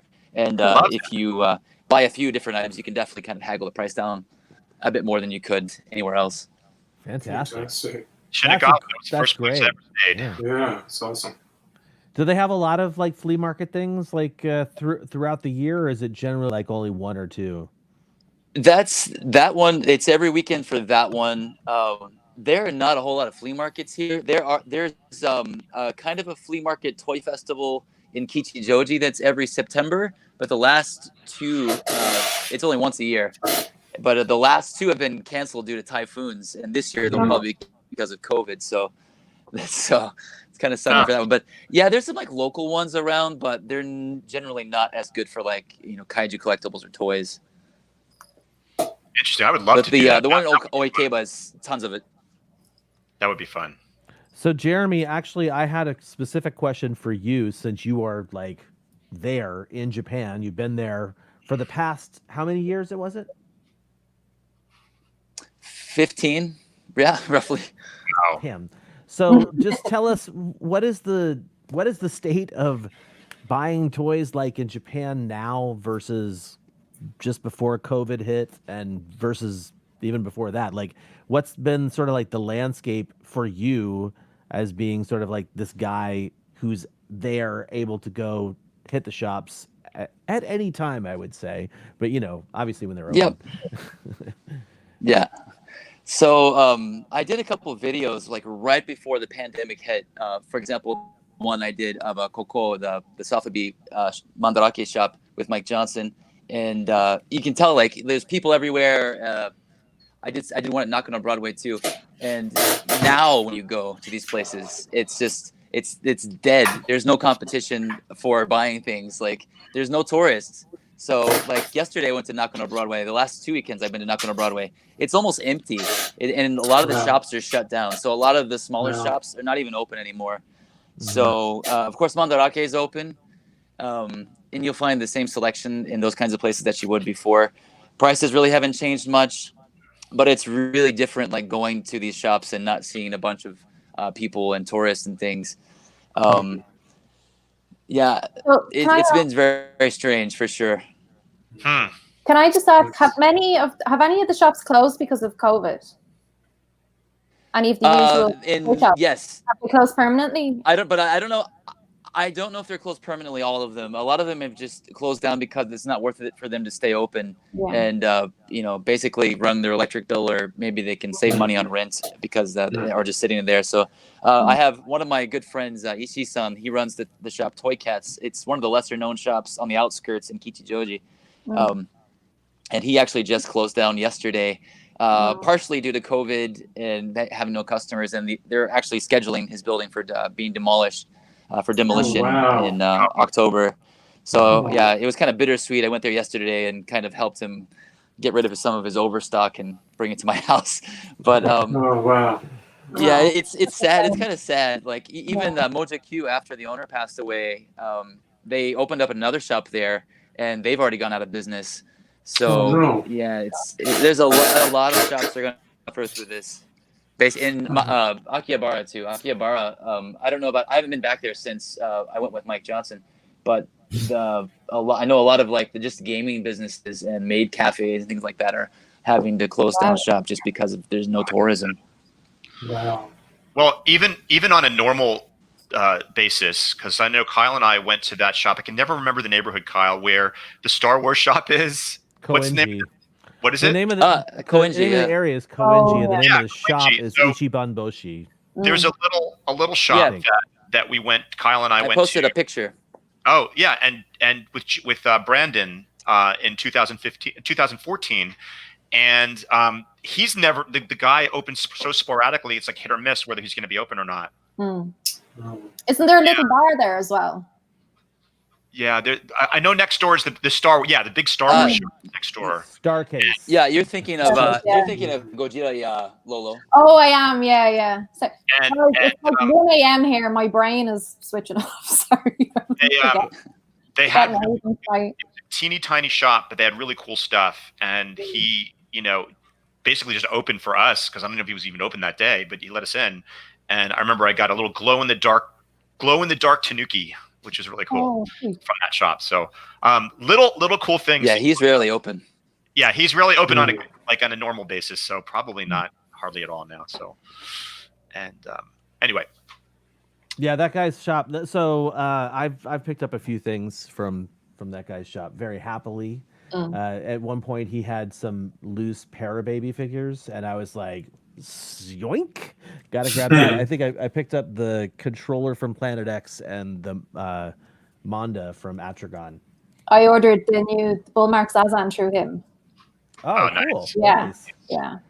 Nice. All right. So let's see here. What else we got? I was going to ask for everyone that has been, do you have any favorite finds? I know we've already seen a few of them, but if you have a favorite find from any of your trips to Japan that you want to show off or anything that you have a good story about. Yes. I think since we've been going for an hour and 45 minutes, I think this is probably a good time to show off. Well, I'll wait till the next segment. Then we'll show off the Sapporo videos. But yeah. So, David, what about you, man? Like, I know you have some significant finds that are definitely anchored to your heart. For sure. Well, the first ones you've already seen. You've seen the Bullmark Godzilla that I picked up, and I just shared the vintage Popey with the writing on the foot. Now, Kyle, if you can cue up the images. Now, I went to Japan in 2014 with Kyle for his epic Hail to the King video. Which images do you want me to look up? Yeah, no, the videos of the Gold Godzilla, and they're all labeled, I think, on there. That's is it Pilot Ace, right? Yeah, the Pilot Ace Gold Godzilla. So, long story short, we were doing this epic interview with some iconic Toho actors at the building next to Nakano Broadway. I think it's called the Sunshine Building. Wow. What is it? Yeah, the Sunshine Building. Nakano Sunshine Plaza, technically. Wow. Sunshine Plaza. So we had a little bit of time before the interview. So, I think it was probably my suggestion. Let's go check out Nakano Broadway real quick. So in the window, I spot this guy. Wow. Old Pilot Ace that wasn't there, the day before. So I think the price is only 1,000 yen, or no, sorry, 10,000 yen. $100. $100. So I'm like, sold. So the next picture is, I have it. I bring it to the cash register. There's a whole evolution of photos that I took of this guy, and I don't know which ones they are though, because Pilot Ace buying. I don't know, whatever. Anyway. Oh wait, here you go. I got it. Yeah. I probably should have labeled them a little bit better. Numbers are better for that kind of thing. But it's now it's a little late for that. All right, here you go. Purchasing him, brought him to the counter. Ultimately, this guy makes it. I bring him to the interview, which happened within the next hour, and we put him on the table. And during the interview, it was amazing to see the actors. Well, there's Takarasan actually holding the figure that I just bought, about an hour ago. And then there was a point where there was a lull in the conversation and Kyle was getting his mic set up. The actors are reminiscing about Monster Zero pointing and holding that figure. It was like, I could not believe my eyes. That photo's in there somewhere, but don't worry if you can't find it. Tsuchiya-san, Takarada-san, and Kubo-san are all sort of pointing and reminiscing about their experiences in Monster Zero with a gold Daisenso Goji on the table. So that story, there it is right there. I mean, fantastic. I'm totally geeking out just thinking about that moment. I was like, this is the coolest thing ever. And, whatever. I mean, I can't. I'll never forget that moment of being in that space with those iconic Toho actors. Now we don't even have. We've actually lost Tsuchiya-san a few years ago, sadly. But I will always have that great memory. Thank you, Kyle. Appreciate you finding that. Sorry about that. But I keep that hitting the wrong experience was, to me, one of the high points of my entire collecting journey, being in the fandom, and I have Kyle to thank for that. And it was like, one of the best things ever. And one more story. This is a quick one. With the group that Kyle took, that we went with him in 2015 in Osaka, where Lolo likes to go, in the Mandarake, I picked up a vintage Popey Jumbosaurus. Awesome. $400. Fantastic.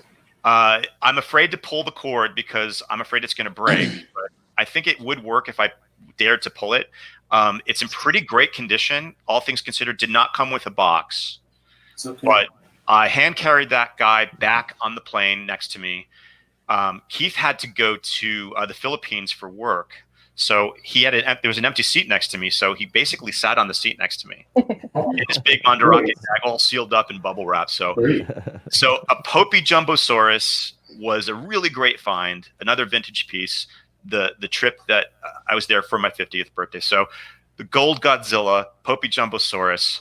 That's what I got. How about you, John? Oh, wow. There's a few things I like to share. Usually I have to buy small things, and sometimes the small things have been the best things. My first Ultraman festival in Ikebukuro, I found something that I wanted since like 92, when Godzilla vs. Mothra had come out, and I had a Hobby Japan magazine. They had this small little items. Like, I've got to get it. And they had it at the Ultraman Festival. I know Kyle and you all probably have this I have one as well. The little Ultra Science Patrol, antenna. So I got a few of these. I was like, that's the first time I had seen one and was able to get one. So this is small, but like made. There it is. I'll call you sometime. So that was great. And then one trip to shop in Osaka. I've shared this before, the most powerful pipe, Oh, yes. That's so cool. Yes. Yeah. Gotta love it. Oops, can't see it. Yeah. It's a little cast souvenir. But when I was asked to come back to Karuizawa for 6 weeks, which was really neat that at the time they called to do a project. And I had started collecting again. And the wonders of shipping in Japan, you order something, it comes the next day. And where we live with the students is up in the mountain, way high up. And so to see the truck, the delivery man every day, delivering package after package. But this was one of my best finds. This box set, Godzilla 1954 box set. It has a beautiful book and some reprints of some of the original collateral. But the prize, when I've learned of it, was the reprint of the Godzilla novelization. Fantastic. That's pretty cool. Yeah, this is just grateful to have found it and to have it. So That's fantastic. This is maybe the best thing I ever purchased in Japan, on a trip. Cool. And yeah. So there's many other things to share, but and shopping online, you can get everything you want, but going is all those little surprises. The things the things I thought I saw online are great, but going in Mandarake and walking through Nakano Broadway and seeing, just the surprises, things you did not, think you would ever see. I'm like, oh, I didn't know that existed. Or and even the kits that have been built by others, just they're great buys. And things that I've seen that I wish I could afford. There was an Ultraman script from Godzilla years ago that I wanted. It was $1,000. I so wanted to bring that. I was like, put on my credit card. But you have to resist such things. But John, which episode was it? Oh, I can't even recall. It didn't matter. It just didn't matter. Some episodes, like if it was like the Dada episode, man, I'd be all over that. Or like one of my favorites, I'd be like, okay, I'm gonna do it. Yeah, it was just amazing to see scripts, and that was back in, I think it was my trip in 2003. Wow. And I would have wiped out my shopping money. So you have to be careful too of what you buy, not to spend it all in one place either. That was a serious concern when David and I went in 2019. One of our original plans was that we were supposed to go to Wonder Festival, and it was going to be right at the beginning of the trip, and I was really concerned that I was going to go to Wonder Festival, spend all of my money in that one day, and then have to move on. Lucky for us, we didn't go at all. We didn't go. Lucky for us. We were so lucky. Lucky for your wallet. Oh my goodness! But that's another story for another day.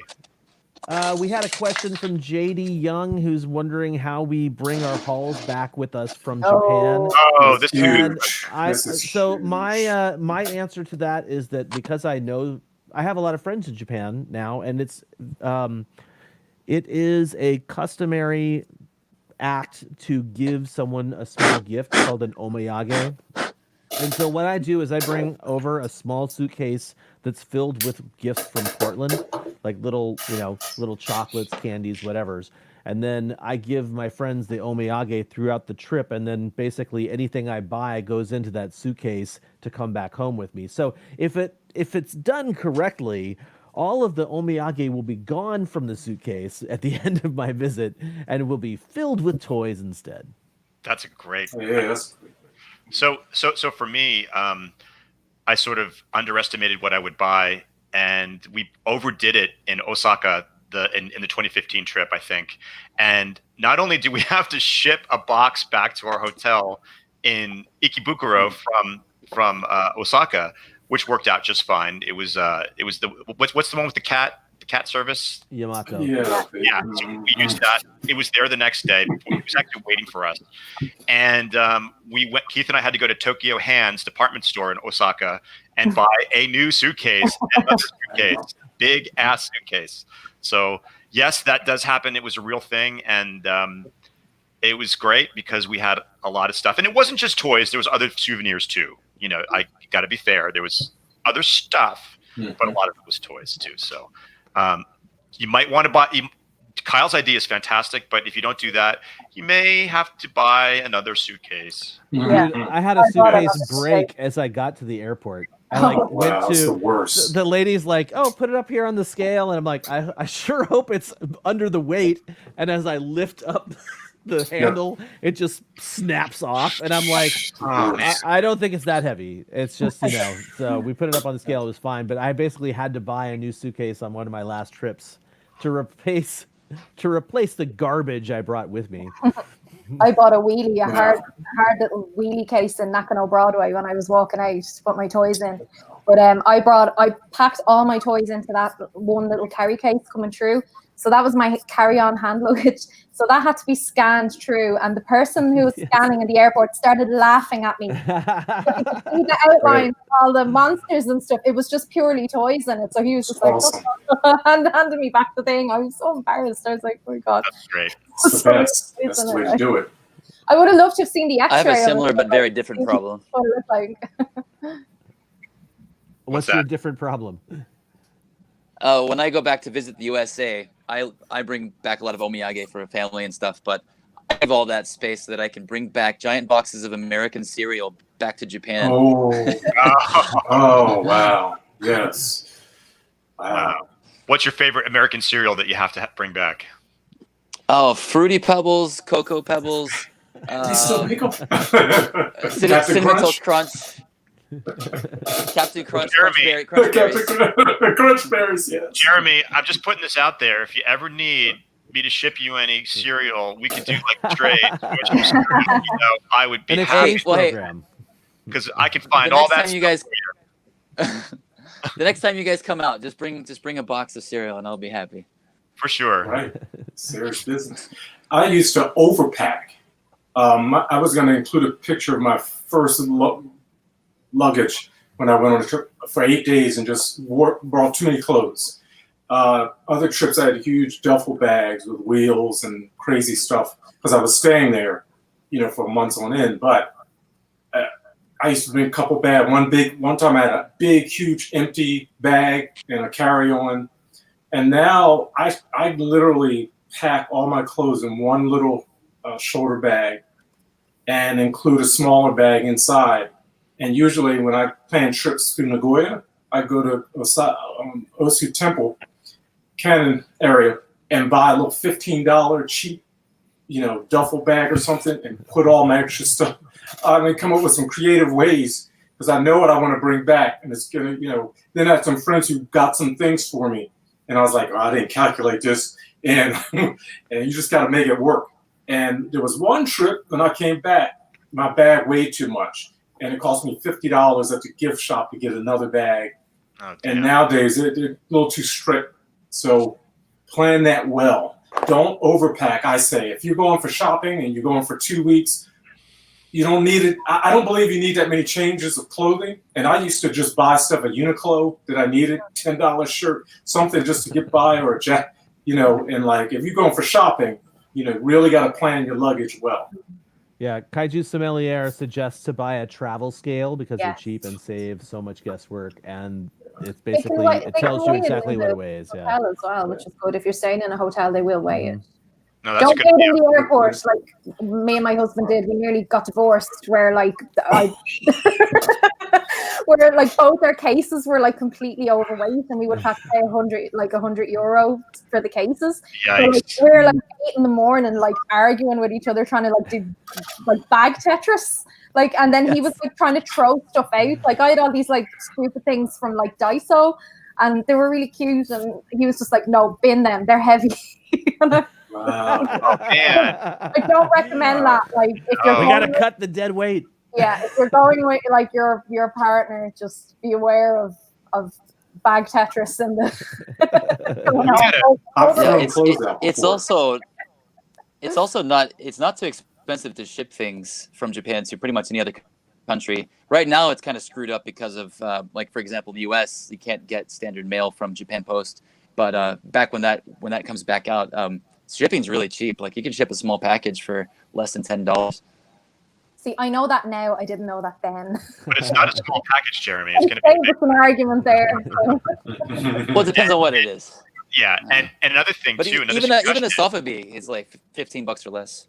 Kyle and I had a real challenge, and Keith, when we had different climates because we went to Sapporo where it was 8 degrees, and then the last day we were in Asakusa it was like 65 degrees. So. Wow. I had heavy parkas for like the Sapporo Snow Festival, which we definitely needed, scarves, sweaters. So it's definitely more challenging to pack, sparingly in the winter months, even though the winter months are a great time to go. So you wear less clothing in the summer, but you got to deal with the heat.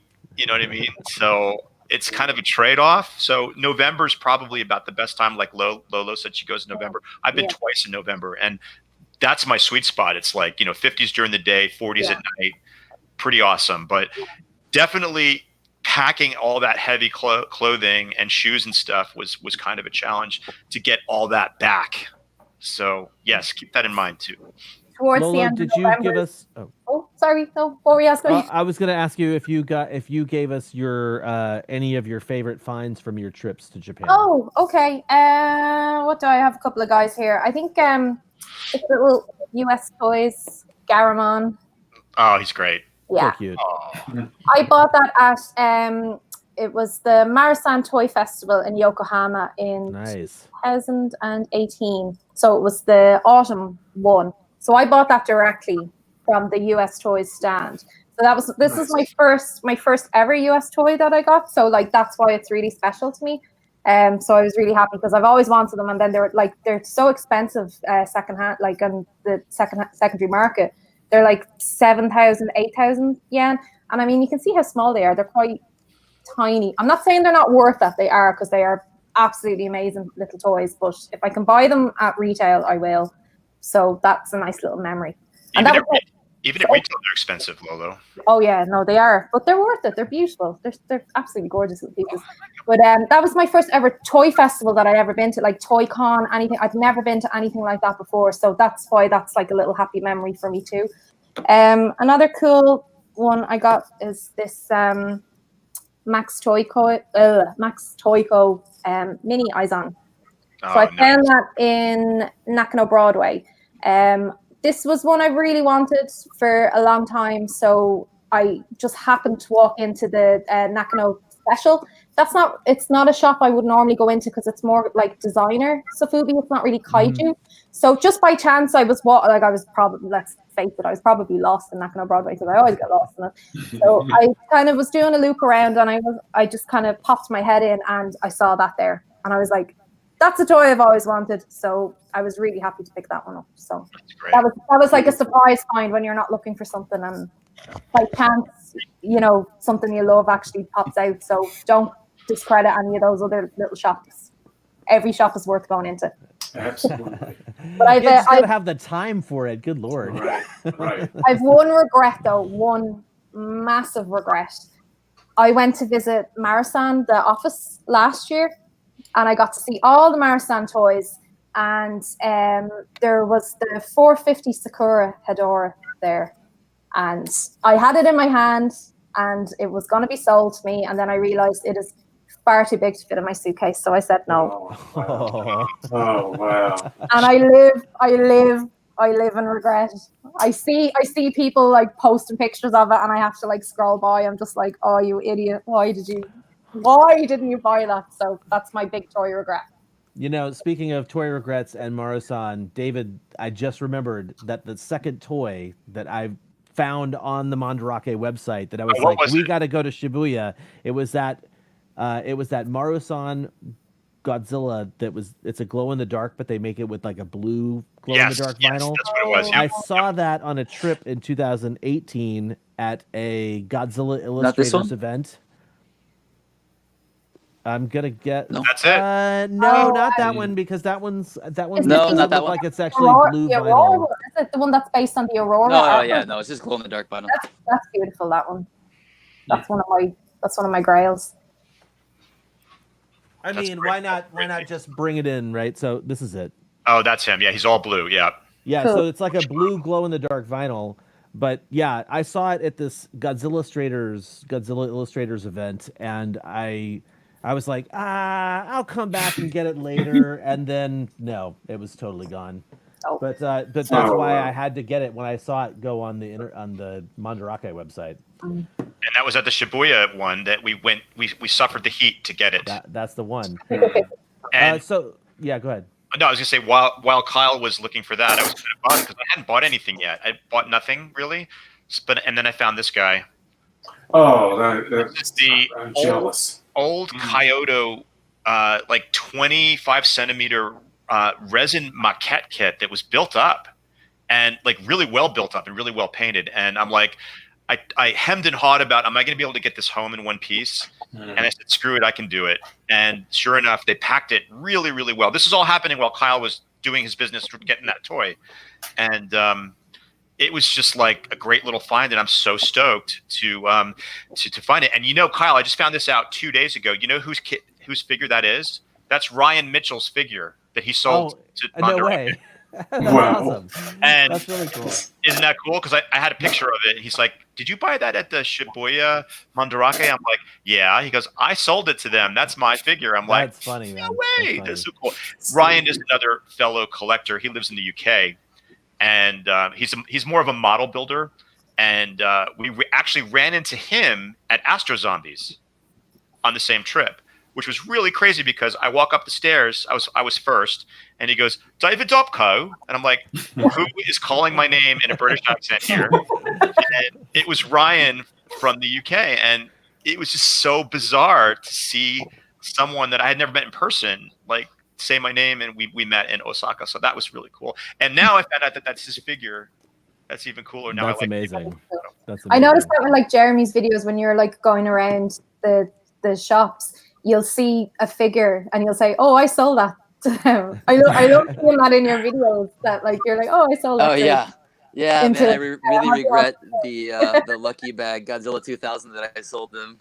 It's now like selling for $1,000. Oh, Wow. They paid me well for it. But at the time I was. Have you ever bought back a toy that you sold? Those Marmot G2Ks are they're like gold, man. I don't know if you heard me there. Have you ever bought back a toy you sold? Oh, me? Oh, Yeah. absolutely. 100%. Pretty sure I have too. My very toy, not the same toy, but the very toy. Yes, that's happened to me before in my collecting journey. People have you like in Mandarake or? Oh, not in Mandarake, just from people. Okay, just from. So you've sold something to someone and then said, "I want that back. Will you sell it back to me?" No, I don't remember how it went. I think I put it out there like, I'm looking for this piece. I regret selling it, and then the person's like, "Do you want it back?" And I'm like, "Okay." Oh, wow. And then, we marked it up 20%, and they sold it back to me. So they didn't try and sell you for it back. No, they didn't. They just sold it to me for what I paid. What I sold it for. Wow. That's a nice person, whoever did that. When you've been in the game as long as I have, that's bound to have happened, you know. And I've been in this collecting game since like the late '80s, pretty much. So, yeah. I'm gonna try and do something real quick. Hang on. Hachi. No, not Hachi. Oh. This is we had a box day since the last time we met, and this is Roxy. Oh. Hi, Roxy. It's gonna come right up to the camera there. She's super cute. Kawaii. She doesn't like being picked up. Anyway, you know, after having gone to Japan so many times, I could probably pull a ton of things that are like, oh, these are some of my favorite finds. But honestly, I think some of my favorite finds are when I find something that I didn't even know existed. Like, oh wait, hang on a sec. I know what's coming. Do you? Do you know what's coming? So. I do. This is what I was going to say. Oh no, not that. But I love that. Wait, what did you think was coming? Pandon. Oh, Pandon's cool. I showed him off a few episodes ago, but basically, I did not know that this Power Baby set existed in 2015, and I have never, ever, ever, ever seen it for sale since. Nope. Wow. And I picked it up at the Osaka branch, and I think it was $50 or $60 for the set. And Marmot actually did another Power Baby set earlier that kind of looks way more like the Vinyl Paradise style, which is not my favorite. But yeah, these guys are probably one of my favorite purchases. I love that. I love that set. That's such a cool set. Okay, where are we at? Let me see where we're at here. So, great. The next question for everybody that has been... Actually, let's do this because I can hear you, yeah. Leslie, you've been super quiet. Some people noticed that you've been super quiet. And I know that originally you were kind of like, you didn't know how much you were going to be able to contribute to this episode. So, how's it going down there, buddy? Do you have any questions for anybody while you're sitting there? Oh, well, yeah, actually I do. For all y'all that has been to Japan, who's more popular collectible-wise? Is it Godzilla or is it Ultraman?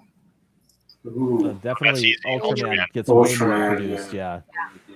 Definitely Ultraman. But think of it in these terms. Ultraman is a kids show, so kids who have been watching Ultraman, kids have been watching Ultraman since 1966 pretty much, you know. So they're raised on this show, they love the show, and like when David and I were there in 2014, we went to Ultra Festival for just a split second basically.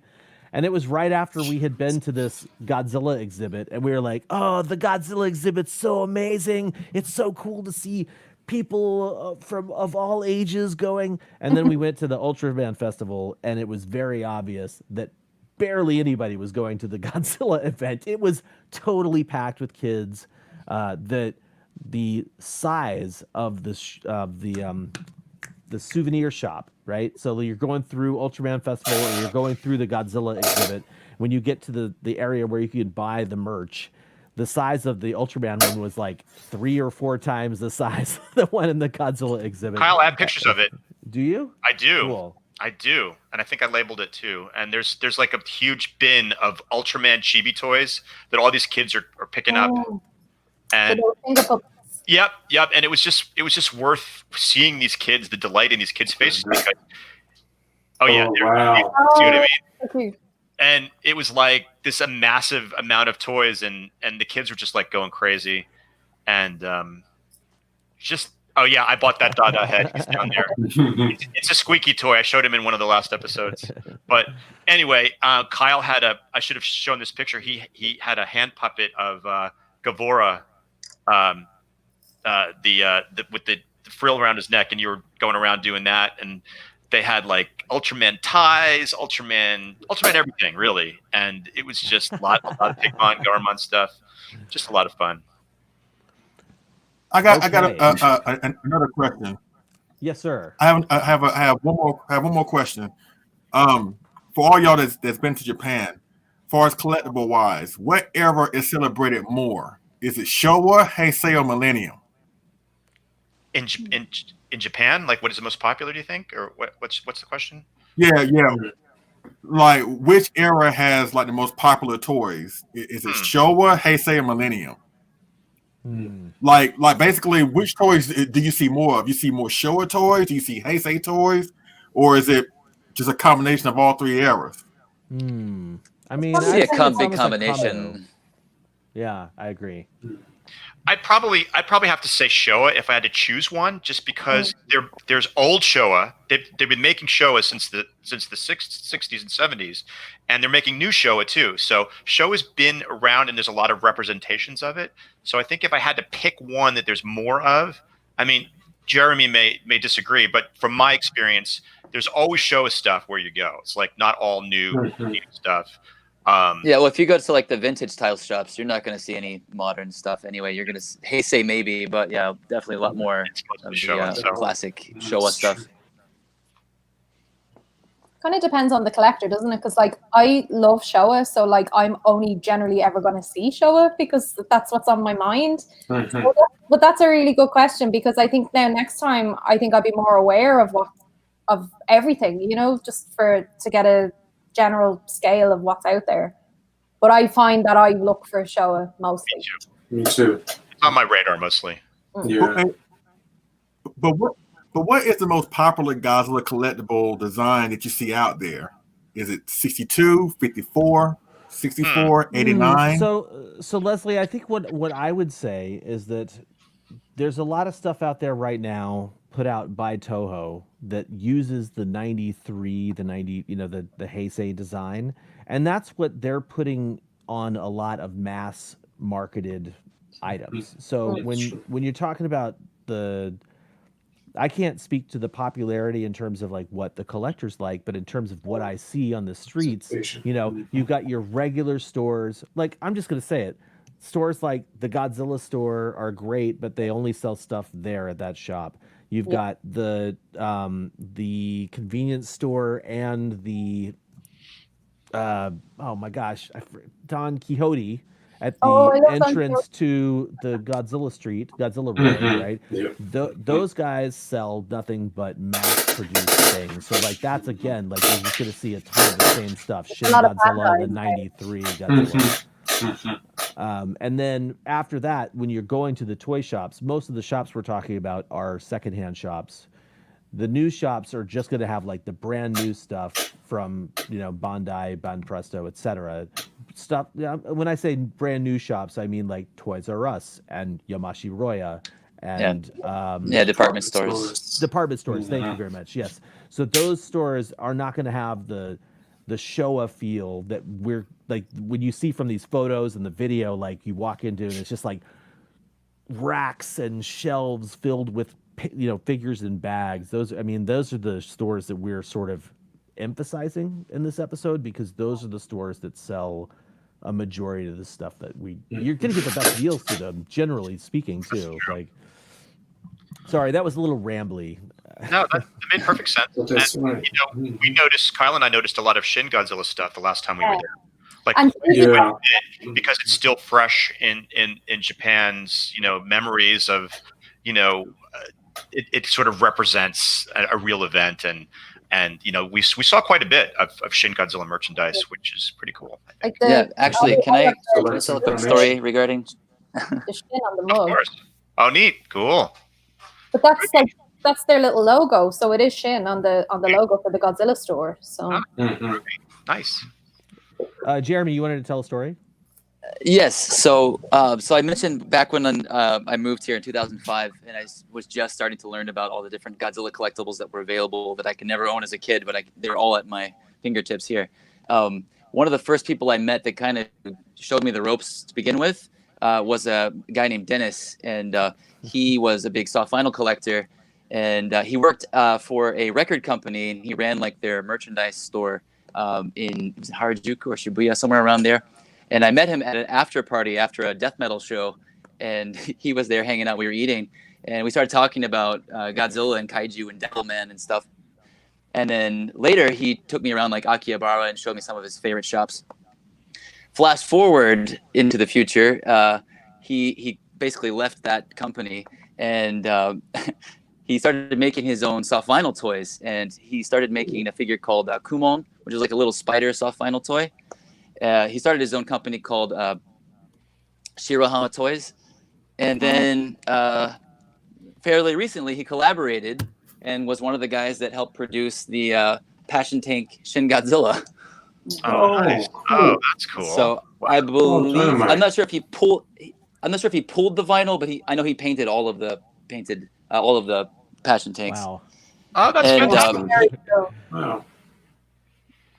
And then he was always talking about his friend Mike Johnson, who grew up with him in California. And I knew Mike's name just from Club Tokyo, looking for references for kaiju figures. And maybe in like 2000, I think this was like 2012 or 13, I was at Mandarake in Nakano in the Sotheby shop. And I saw this just random white guy looking at the Sotheby. And I never approach foreigners because there's usually just so many foreigners everywhere. I'm not the type to go. I go there, hunt, and then I leave. You know, I walk out with giant bags. I don't talk to many people. But for some reason, I talked to this guy, and I was like, "Hey, what's up? You like Godzilla stuff?" And he was like, "Yeah, I'm looking around for some places, and I'm gonna hit some other shops in Koenji and some other shops. You want to go with me?" And I was like, "Oh yeah, actually, there's some of these shops I've never heard of. I'll go with you." And he was like, he hightailed it. He was like, "We're going." I was like, "All right, I guess I'll follow you." And then we got to Koenji, and he showed me Ichiban Boshi. I didn't know about Ichiban Boshi before, and he was telling me about how it's not open very much.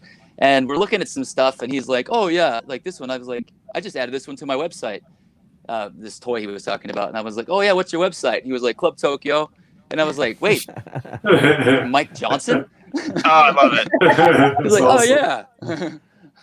Yeah, so every year he's come back here. I usually join him on his little adventures toy hunting, but he is hardcore. Like he takes you from one side of Tokyo to the other side of Tokyo in like less than 2 hours, just like bam, bam, bam, hitting all the spots. So he's taught me a lot, like as far as where to go and what to look for. So I have a big shout out to Mike Johnson for that. Awesome. That's so great. I actually knew Mike Johnson. I met him in California when I lived there, and I was lucky enough to see his collection. And oh my God, it's like insane. It's toy museum, and the things that I saw there, it's like, my God. But anyway, Mike Johnson, you know, and Dennis. Did Dennis work at Kimono My House? When I believe he did. So I think I know Dennis, or I met Dennis once or twice because I used to shop at Kimono My House in Emeryville when I lived in California, and I'm pretty sure I've come across Dennis at one time or another in my travels. So it's great to know that he's alive and well and making he's very reclusive. He lives out like near Narita. He's like moved out of Tokyo, and he's got like a big open space with his own Sotheby studio. Yeah, I definitely met Dennis once or twice. So that's great to know. Thanks for that story. That's great. Awesome. So don't talk too much about Mike Johnson. He is actually watching live with us. So it's all good. Hi, Mike. Yeah. We don't want to give him a big head. You know? Okay.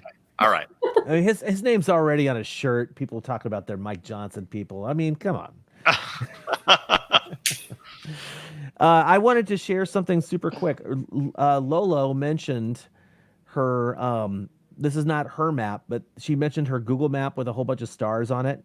So this is my Google map with a whole bunch of stars. So just to illustrate to the people watching what my Tokyo map looks like, every single star on this map has been, I think I've been to just about every single one of these places in here, trying to find all of the cool places to buy your soft vinyl figures. But yeah, I got a couple spots. It's not all toy stuff. Some of it's like restaurants and izakayas and stuff like that. But yeah, I have a massive starred list of stuff in Tokyo and beyond, actually. There's mine. Nice. Wait, let me do that again. Yes, there you go. Wow. Yeah, I'm ridiculous. So that's a lot of stuff. Wow. I'm very organized. Also, I use a program.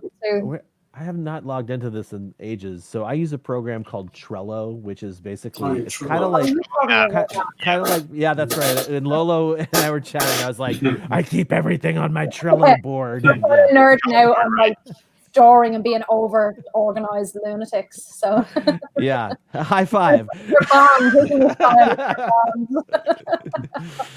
Toys and reputation. Yes. What's up, man? Hey, Kyle. I'm sorry, but I'm gonna have to cut out because we actually have a curfew here in our city at 10 o'clock. I'm gonna have to run out and do a couple things to get some food before it gets kind of messed up out there. But I just want to let y'all know, thank you for having myself and Sandra on the show. We really do appreciate it. We're looking forward to going to Japan. Hopefully we will go with all of y'all, and it'll be a super awesome, fun trip. Thank you, Jeremy. Thank you, Lolo, for your advice and everything. And I hope to see y'all soon on another Collectible Monster show. Sorry, I gotta cut out, but you know what's going on right now, so I gotta take care of some business. Sure. Yep. God bless you. Leslie. Have a great evening. All right. Bring some Peace cereal. out, I'll dude. hook you up. All right. I love y'all. All right. Love you more. All right. See you, buddy. Okay, now. Bye. Ryan L in the chat room says that you can have public Trello boards. Just saying. Well, Ryan, I did create a public Trello board. I created a public Trello board for regular people, and I created a public Trello board for nerds like us. So if you want, hit me up later. I'll send you the link to that stuff. It's a little outdated. Like I said, I haven't used it since. I haven't used it all year, you guys. Yeah, we've nowhere to go. Exactly. No one will take us. All right. So I wanted to share a video from David and I went to Sapporo and we went toy shopping. And so basically what I'm going to do is I'm going to start the video and then we'll kind of watch a little bit of it. And then when it's just going through the store, we'll, drop the volume down and we can just chit chat over it. But for the right now, here we go. This is a little insight into our last trip to Japan. Oh wait, hang on one sec. I want to make sure I shared it with the audio. That would be lame if it didn't have the audio. Well, here we are at the entrance to the Sapporo Mandarake, and my buddy Kyle spied something that he thinks he needs to have. I mean, he knows he needs to have. Yeah. It's a praying Shiba Inu Gashapon, which looks pretty awesome. Let's check out to see how his Gashapon karma is these days. All right. Out the magic 200 yen. 200 yen. He's inserting. Turn that dial. I really don't have a good feeling about this. I wish I did. Positive Fingers thoughts. crossed. Positive thoughts. Here we go. Come on over. Okay, I got the beluga whale. The beluga whale. Yeah. Somebody will want this. Somebody will want this. Okay. Okay. Sorry. I might try it again.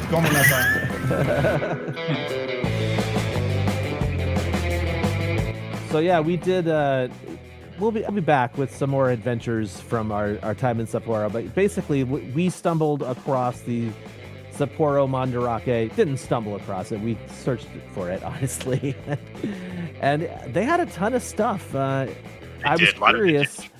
And as I said, we'll come back on and talk a little bit more. But in the meantime, for you guys that are here in the room, in the studio with us here, I would like to know, what have you found that's like the best shopping outside of the Tokyo, outside of the big cities? Like, have you found anything worth sharing, really? I mean, for me, I think what the general rule of thumb is that you've got to get outside the cities to get the good deals. And I just haven't had a lot of experience outside of the cities. I did go to Saitama one time and went to Kaikoto, which was kind of fun. But I did not get very much at that shop. I picked up a vintage Bullmark die-cast Gigan figure for $40 that had been used. But it wasn't really, it wasn't something that I had planned on buying. It was just another cool thing I just sort of found. I can imagine if somebody has never seen the inside of a Japanese toy store, that these videos are just going way too fast. They're going to be like, slow down, slow down. It's a lot to see. You know I mean, what? I had to like triple speed some of this stuff. It gives the overwhelming experience that we all sort of have when we're in there. That's what's going on. You just go, oh. They're going crazy, like just like trying to take everything in, and yeah. When I was sorry, dude. No, I was gonna say there's a method to my madness when I enter these places. Like, you kind of do a really quick run around and see what's up, and then you sort of slow down and you go slowly and you go aisle by aisle. Yeah. Right. Yeah. And that's just the way I sort of handle these the overwhelming experiences of these places. But that's my mind when I go in there. Yeah. Mhm. So when David and I were there in 2019, we knew already. I had already sort of assembled the Avengers for this show, and so we knew we were going to be shooting some stuff specifically for Collect All Monsters. So this is another one of those little vignettes, I guess. Well, it's David Dabko, everybody. It's tell me. us a little bit about what we're doing here, man. Well, we stumbled across the Mandarake in Sapporo, and as you can see, we ended up in the sort of model vintage Bandai sort of aisle, and this one is maybe of interest to a lot of people. This is Nice. the actual A little quiet. Kaiju Freaks. Actually, Sorry about the volume, guys. of the newly released. How much was that barrage? Looked like it was $300. Wow. And then here we 300 bucks, and then that Sakuda Hobby Yeah, looks like it was maybe That's like the one that I have.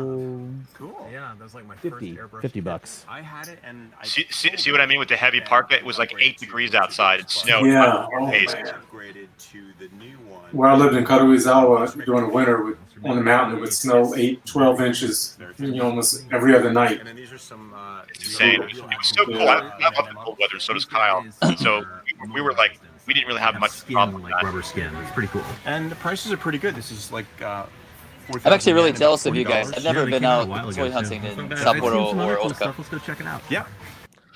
Sapporo had yeah, a lot. It took a long time to get up there on the bullet train. If I was living there, I definitely would fly. Yeah. Yeah.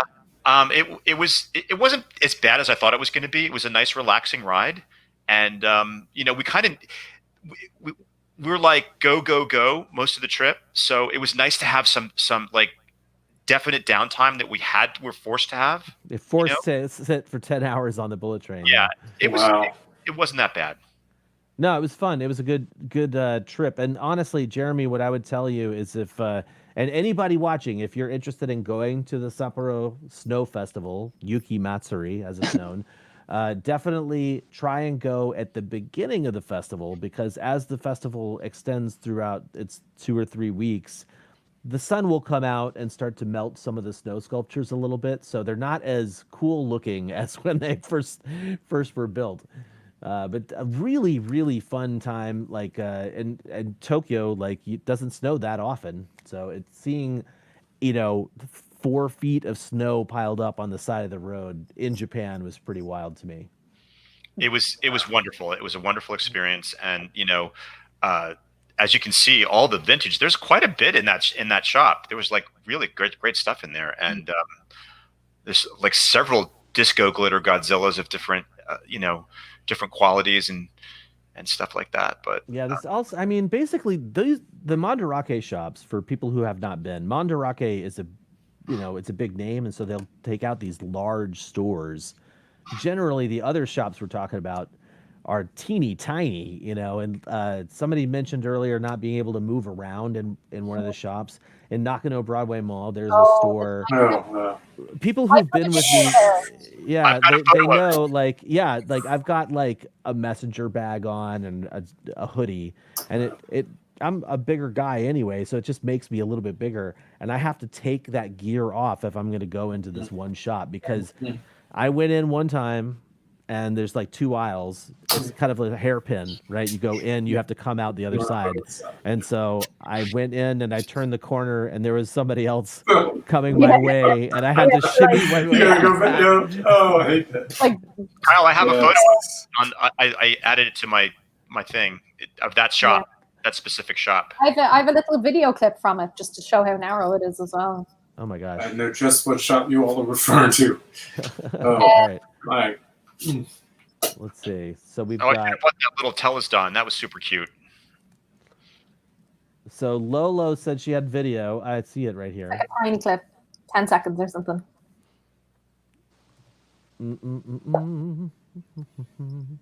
Talk about the little shop on the 3rd floor, right? In Broadway. Oh my gosh. Yeah, that's it. Little old man. I know. Yeah. This is the one that John Bumpus bought that Bullmark Gabbera from the back of the shop, I think. Oh, is that the? Oh man. It's just as you come in Nakano Broadway. The guy in it's on the 1st floor, right? Yeah, just as you come in. Yeah. Oh, the 1st floor. Oh no, Tight I'm talking about squeeze. the one on the third floor. When Jeremy's Yeah, talking that's about. what Oh, the first, Right. yeah, the first floor. Sorry. The place is it's a labyrinth, so I can't figure out what floor. I'm always Yeah, get lost.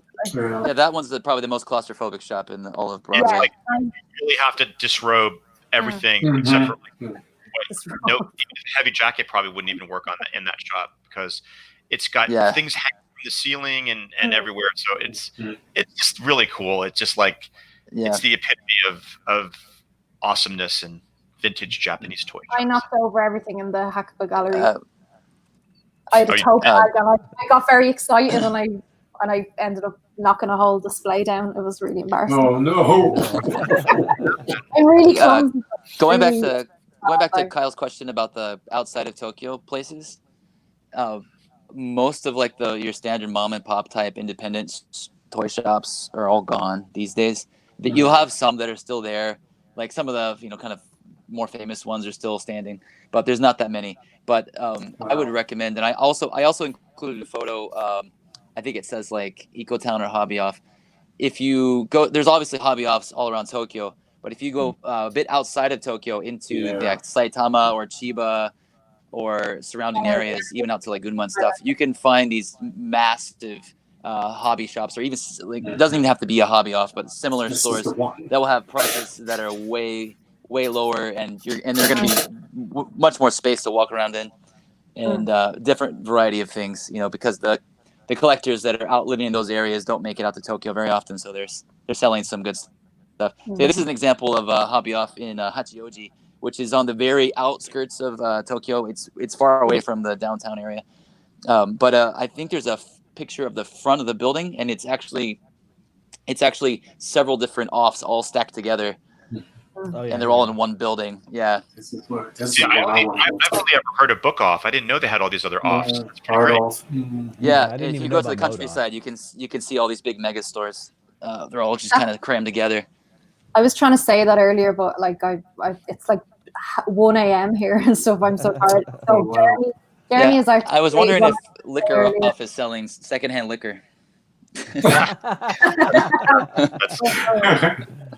So our friend Jay Davis, who lives in Chiba, actually mentions that there's some Hobby Offs and Book Offs that he frequents, and he shows us pictures and finds some cool stuff in there. So exactly what you were saying, he showed us some photos of a nicely stocked shelf of both new and vintage stuff, which is pretty cool. There was one place that I found. Be new, but it looked like it was newer vintage stuff. There's one place that I found. I just want to ask Jeremy if it still exists. But do you know the Hanayashiki, the park, the old amusement park in Tokyo? It has the panda cars. It's up near Asakusa.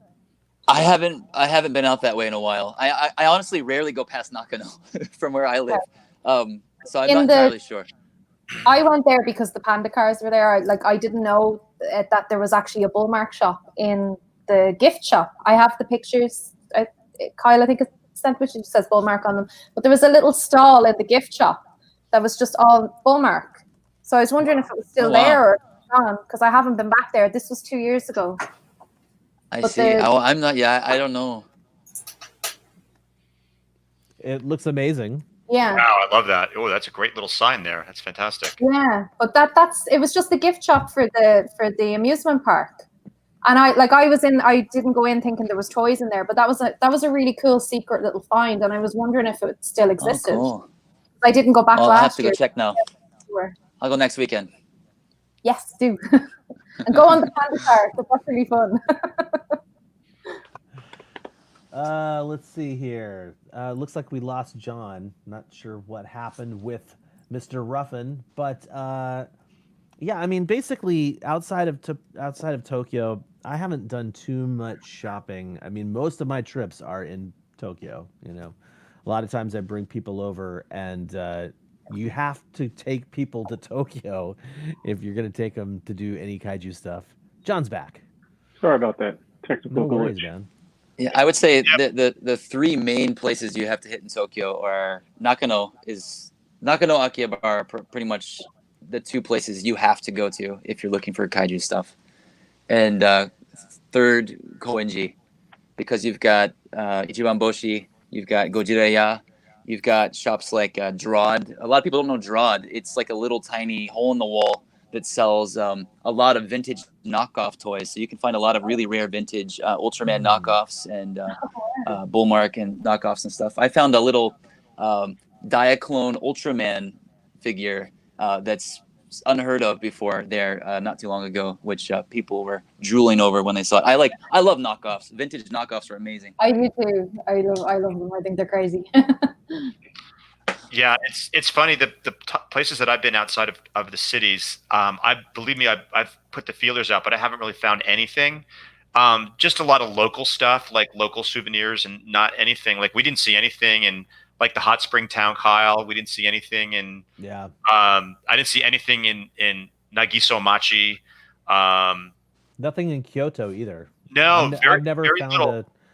Actually, just as a quick sidebar, there's I wanted to talk not just about toys. I wanted to talk about collecting other stuff too. And so I have not been there, but I was told by somebody, maybe Ed Gochicheski, that there's a poster store in Kyoto right near Kyoto Station. And we were staying near Kyoto Station last time. Yes, we were. Oh, is that your Diaclone, Jeremy?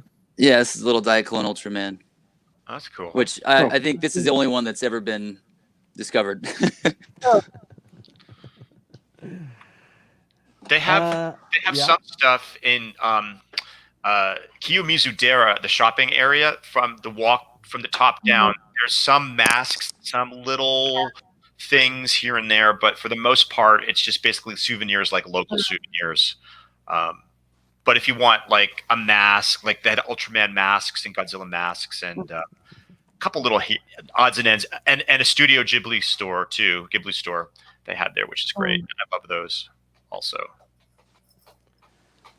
All right. So anybody else have any other outside of Tokyo tips for people? I mean, basically, I don't really have anything. Actually, hang on a second. Lolo, you had a story about Osaka that you wanted to tell, didn't you? Did I? Is this the US Toys? The US Toys one? No, don't make me tell that. Okay. I won't make you tell that. Some people might know US Toys. They have like a little shop in Osaka, just kind of, it's about half an hour just outside of the city. It's been closed. Yeah, we tried to go last time we were there. And yeah. it was closed. Well, I decided to drag my husband on our honeymoon out to US Toys, and we paid for it out, and it was closed, but it was supposed to open at 2. So like we walked all the way around waiting for it to open, and like Liam hit his head because he's quite tall. He hit his head off his brother and like gashed his head. And he's just like, I want to go back now. Like, please, I'm done with this. There's absolutely nothing around. It's all just like little bakeries and like little, like it's just really small little shops. It's not somewhere that you'd kind of spend time in. And I was just like, no, please, maybe they'll open. And I was actually sitting on the curb outside emailing the owner, asking, when are you going to be open? Oh, wow. The guy was tell me he opened. No, he was in hospital. Oh, no. So bad. I was so upset. And then the following year, I tried to go back again, and he just wasn't open again. So it's kind of hit or miss. But I've spoken to a few other collectors who said the same over the few years, that they've tried to go out and it's been shut. Mm-hmm. So yeah, I've got a picture too of our trip. It's very similar to hers, and we walk by it and it's closed, and we're like, what? But I think it wasn't as tragic for us because we were already staying in Osaka. Yeah. And I think your guest house, the Samurai House, wasn't too far away from that, if I'm not mistaken. See, yeah, there's my shot. Closed. Yeah. I mean, basically everything, nothing's close to US Toys, unfortunately. No. Now, this is not the same US Toys that makes the tiny little figures that Lolo was talking about earlier. Different thing. This is just a toy store. Yeah. Does anybody know what's in there? Is it like worth it? Jeremy? I've seen video. I've seen video of it too. It's very pokey, but it is. I have not been there. Like just all the Sofubi you could ever want. Well, everything I've ever wanted was in there, and I was very upset. Oh. I had to shudder, going, "Let me in." I know what's behind there. You knew what was inside. We had no idea. I didn't Mike Johnson says it's really hard to walk around in there because there are just toys everywhere. Yeah. It sounds like hell. And I saved a big chunk of my money specifically to go in there because I was like, I'm going to buy this shop up. It's everything that I want. And I have to go home. I was like, Now it's a challenge. Now we all have to go. Right? I threw it all in Tokyo then, so it wasn't too bad. Well, of all the times I've been to Tokyo, I feel like I should have gone to Osaka more times than just twice. Or three. Yeah, I've only been twice. I've been 3 times. So, Demon by Design was asking if we know what the US and US Toys stands for. I'm pretty sure it's like US, United States.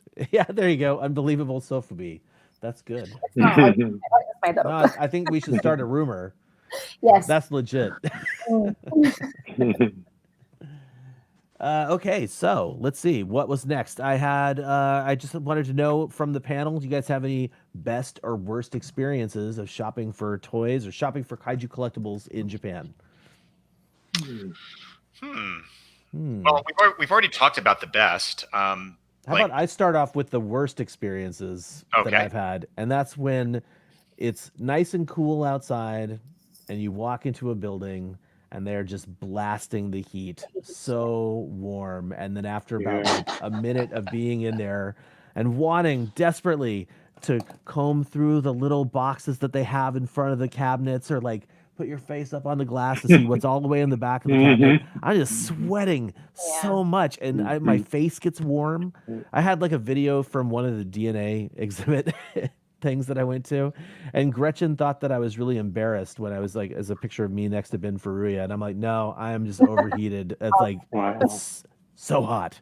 So that, basically I haven't had any horror stories where I wasn't able to buy a thing I wanted or something, but yeah, the worst stuff is just trying to shop and the difference in temperature.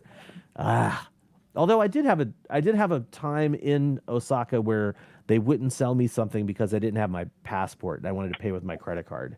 But that has not happened to me since 2013.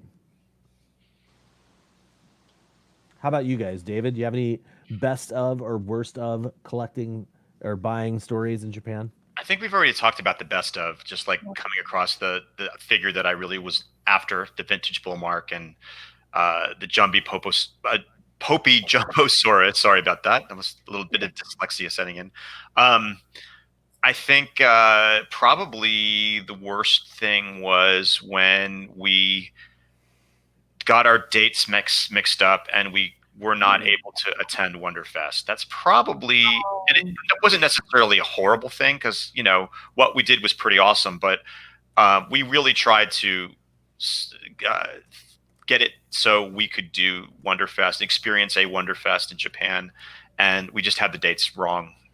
We were looking at last year's dates and the 2018's dates in 2019. It was all me. I made a judgment call. I was like, okay, I said, so it was this time in 2018. It was this time, I just basically did, it was this month, this time. So in this year, it's got to be on this date. Yeah, no, and it was wrong. It was both of us because I had the same information you did, and I didn't look at it any more carefully. So as it turns out, it was it would have been fine because that was the year that the storyboard Knott's Godzilla was at that particular show, and we both really, Kyle and I both really wanted one, which we both ultimately ended up getting the red version, at least. But we did not end up getting to go see that show, which was kind of a bummer, but it didn't hardly spoiled our trip. And not at all. Yeah, we had such a blast in Sapporo. I wouldn't trade that for anything. Me neither. Absolutely not. And so yeah, the heat thing is real. It's definitely real. If you go in winter and you're wearing a heavy coat and you go into those shops, it's like you feel like you want to die. The stairs at the Akihabara, the older Akihabara Mandarake, the toys are on the 9th floor. It's a scary, rickety staircase.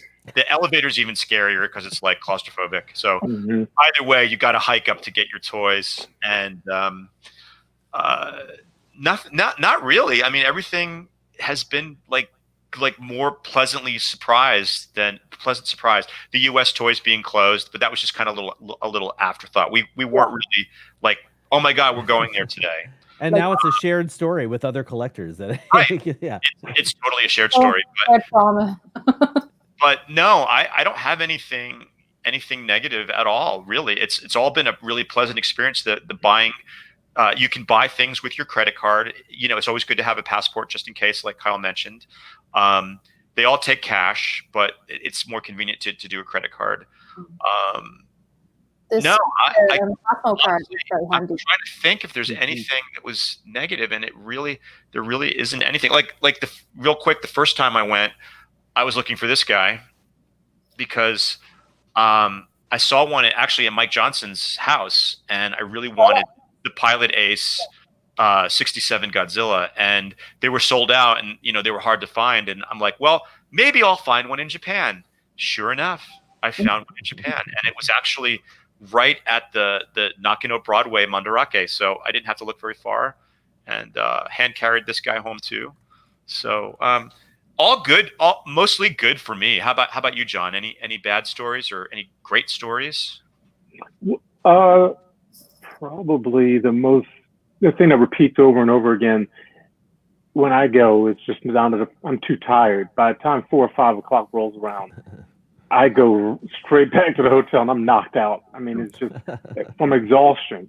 And if I was with someone else, I probably could draw on their energy and keep going. Like I rarely would go out, when it's dark or at night, unless I'm with an old friend or something like that. Otherwise, and then not getting to all the shops that I wanted to go to by the end of a trip, and I just say I am too tired. I mean, it is exhausting. Yeah. Anyone that's going, you will walk a lot and carrying your bags. It is exhausting, and it takes. I used to be able to walk. And when I was in Nagoya, I would walk 8 to 10 miles every weekend, just on my walk to the shops. But I developed a bad hip because of it. And so after 3 miles, I'm like, I'm done. And so I don't enjoy that part at all anymore. I mean, getting on the Yamanote line or, it's just exhausting. You could be on the train for 30 minutes to get to the other side of Tokyo or whatever. And you really have to plan it. As I'm older, so it's fun, but some of those trains, it can be packed. If you're wrong time of day and the heat, get on. I've had bad times where I've got to get off the train. Yeah. I've got to get off the train because I'm just overwhelmed by heat.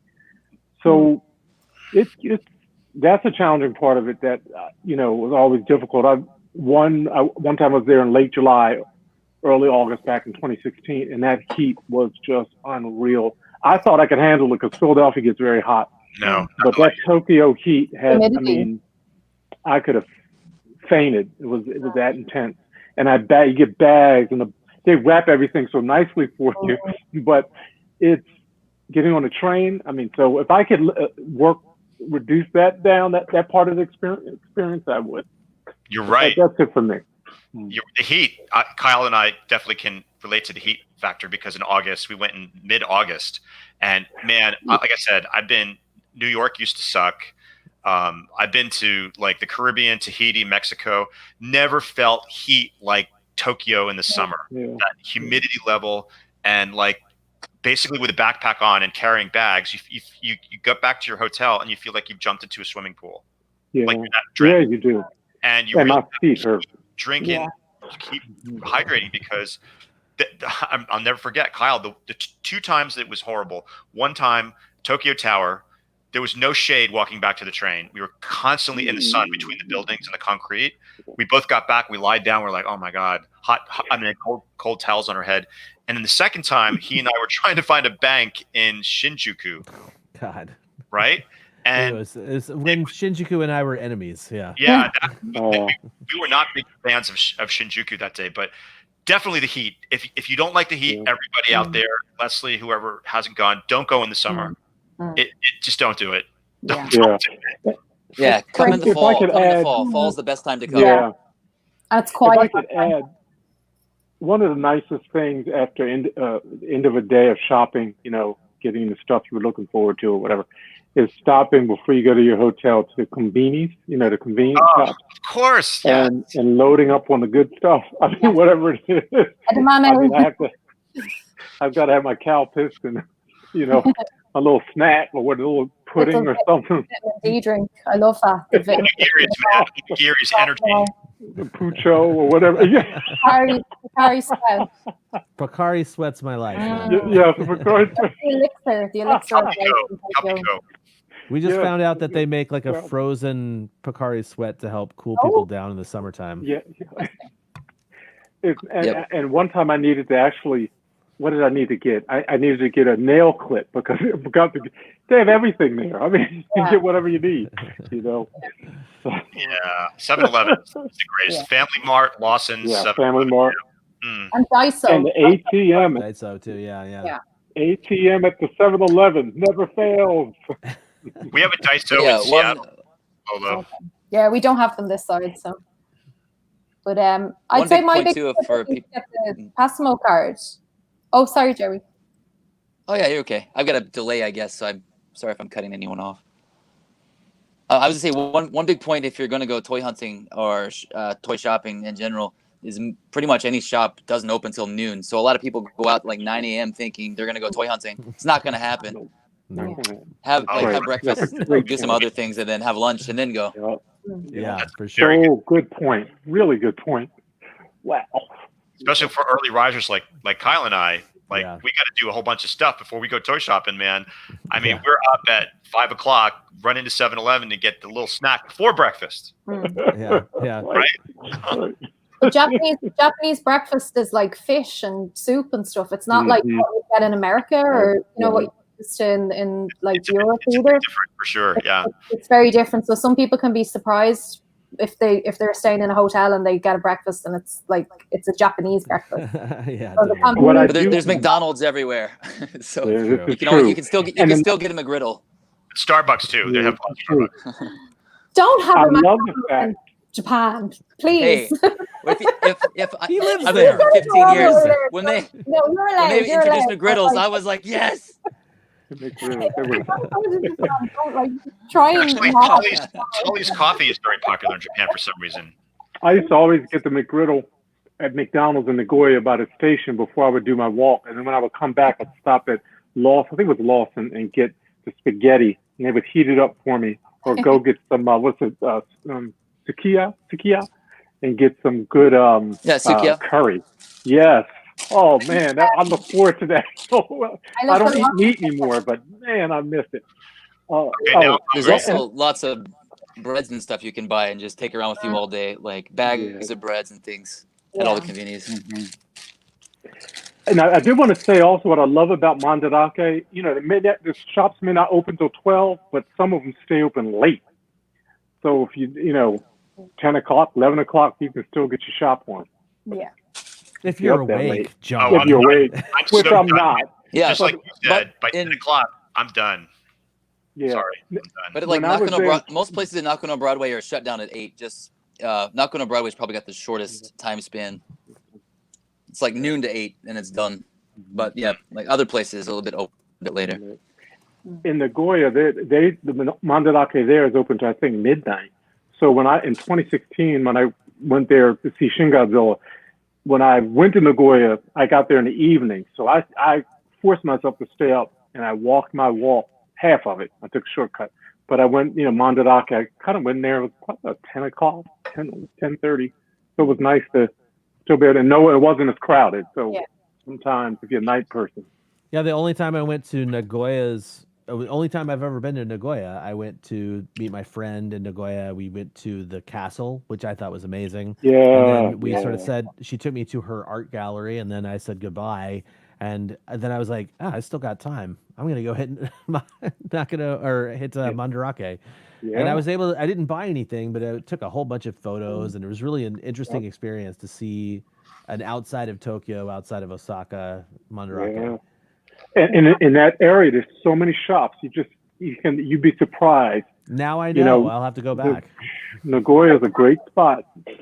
Don Quixote is open 24 hours, so some people don't realize. Good old donkey. Yeah, lots of Godzilla stuff at Donkey too.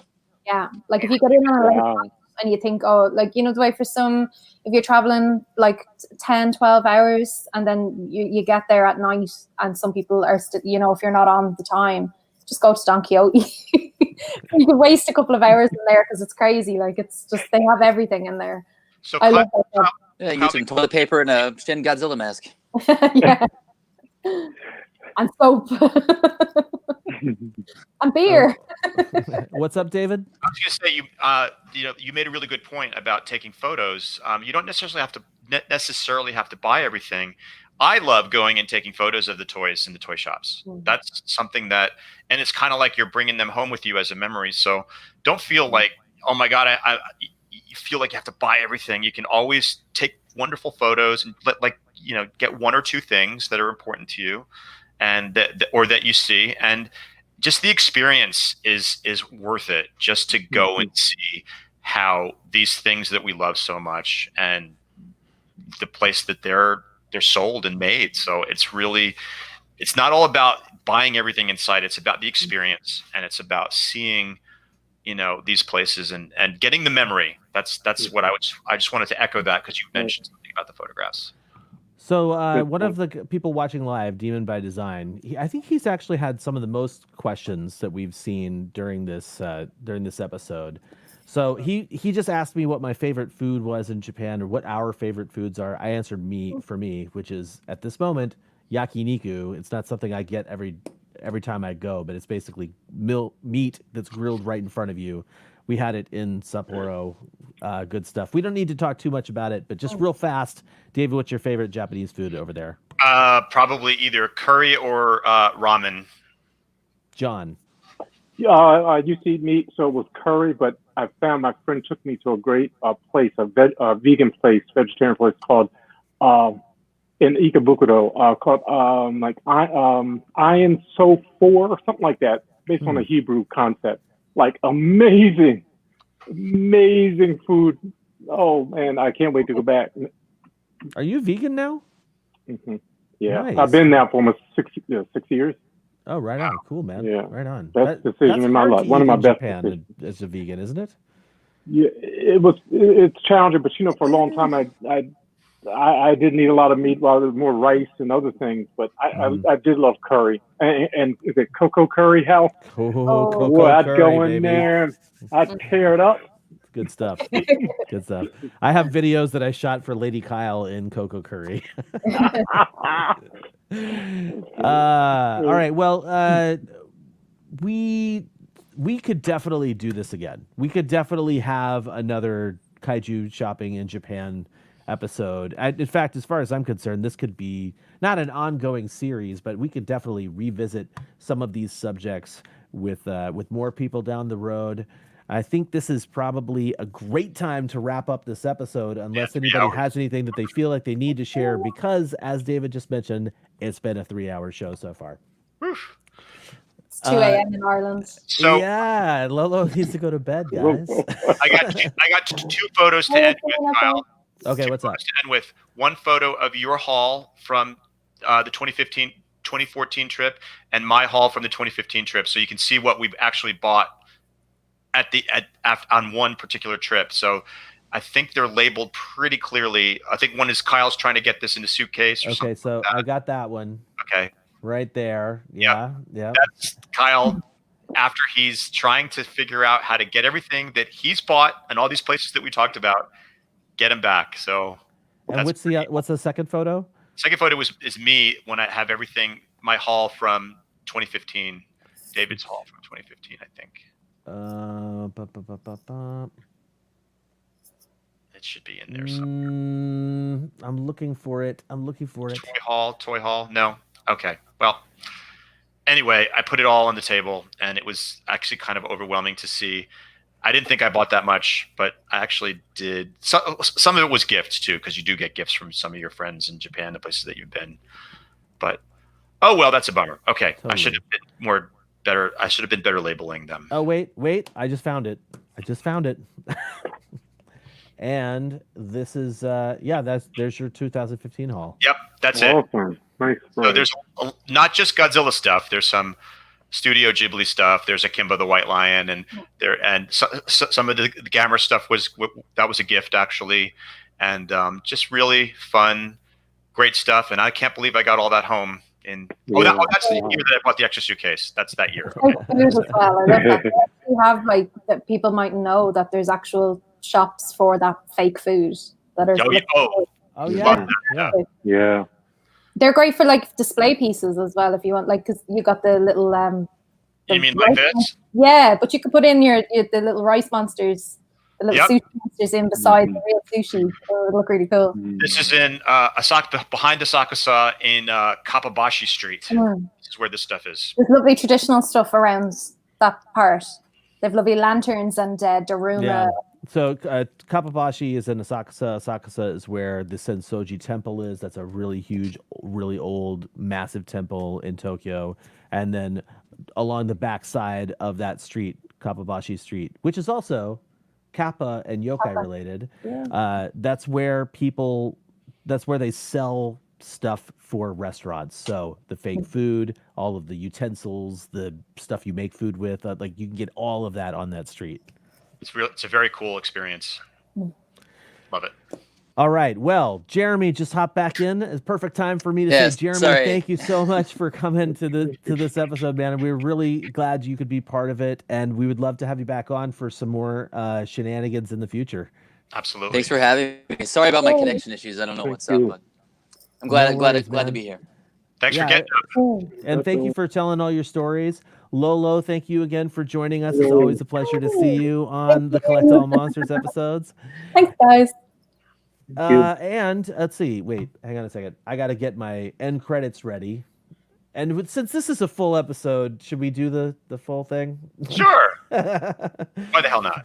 So until next time, our planet may be doomed, our Earth devastated, the monsters are in revolt, and civilization is in chaos. We must unite and collect all monsters. Monsters. That's it.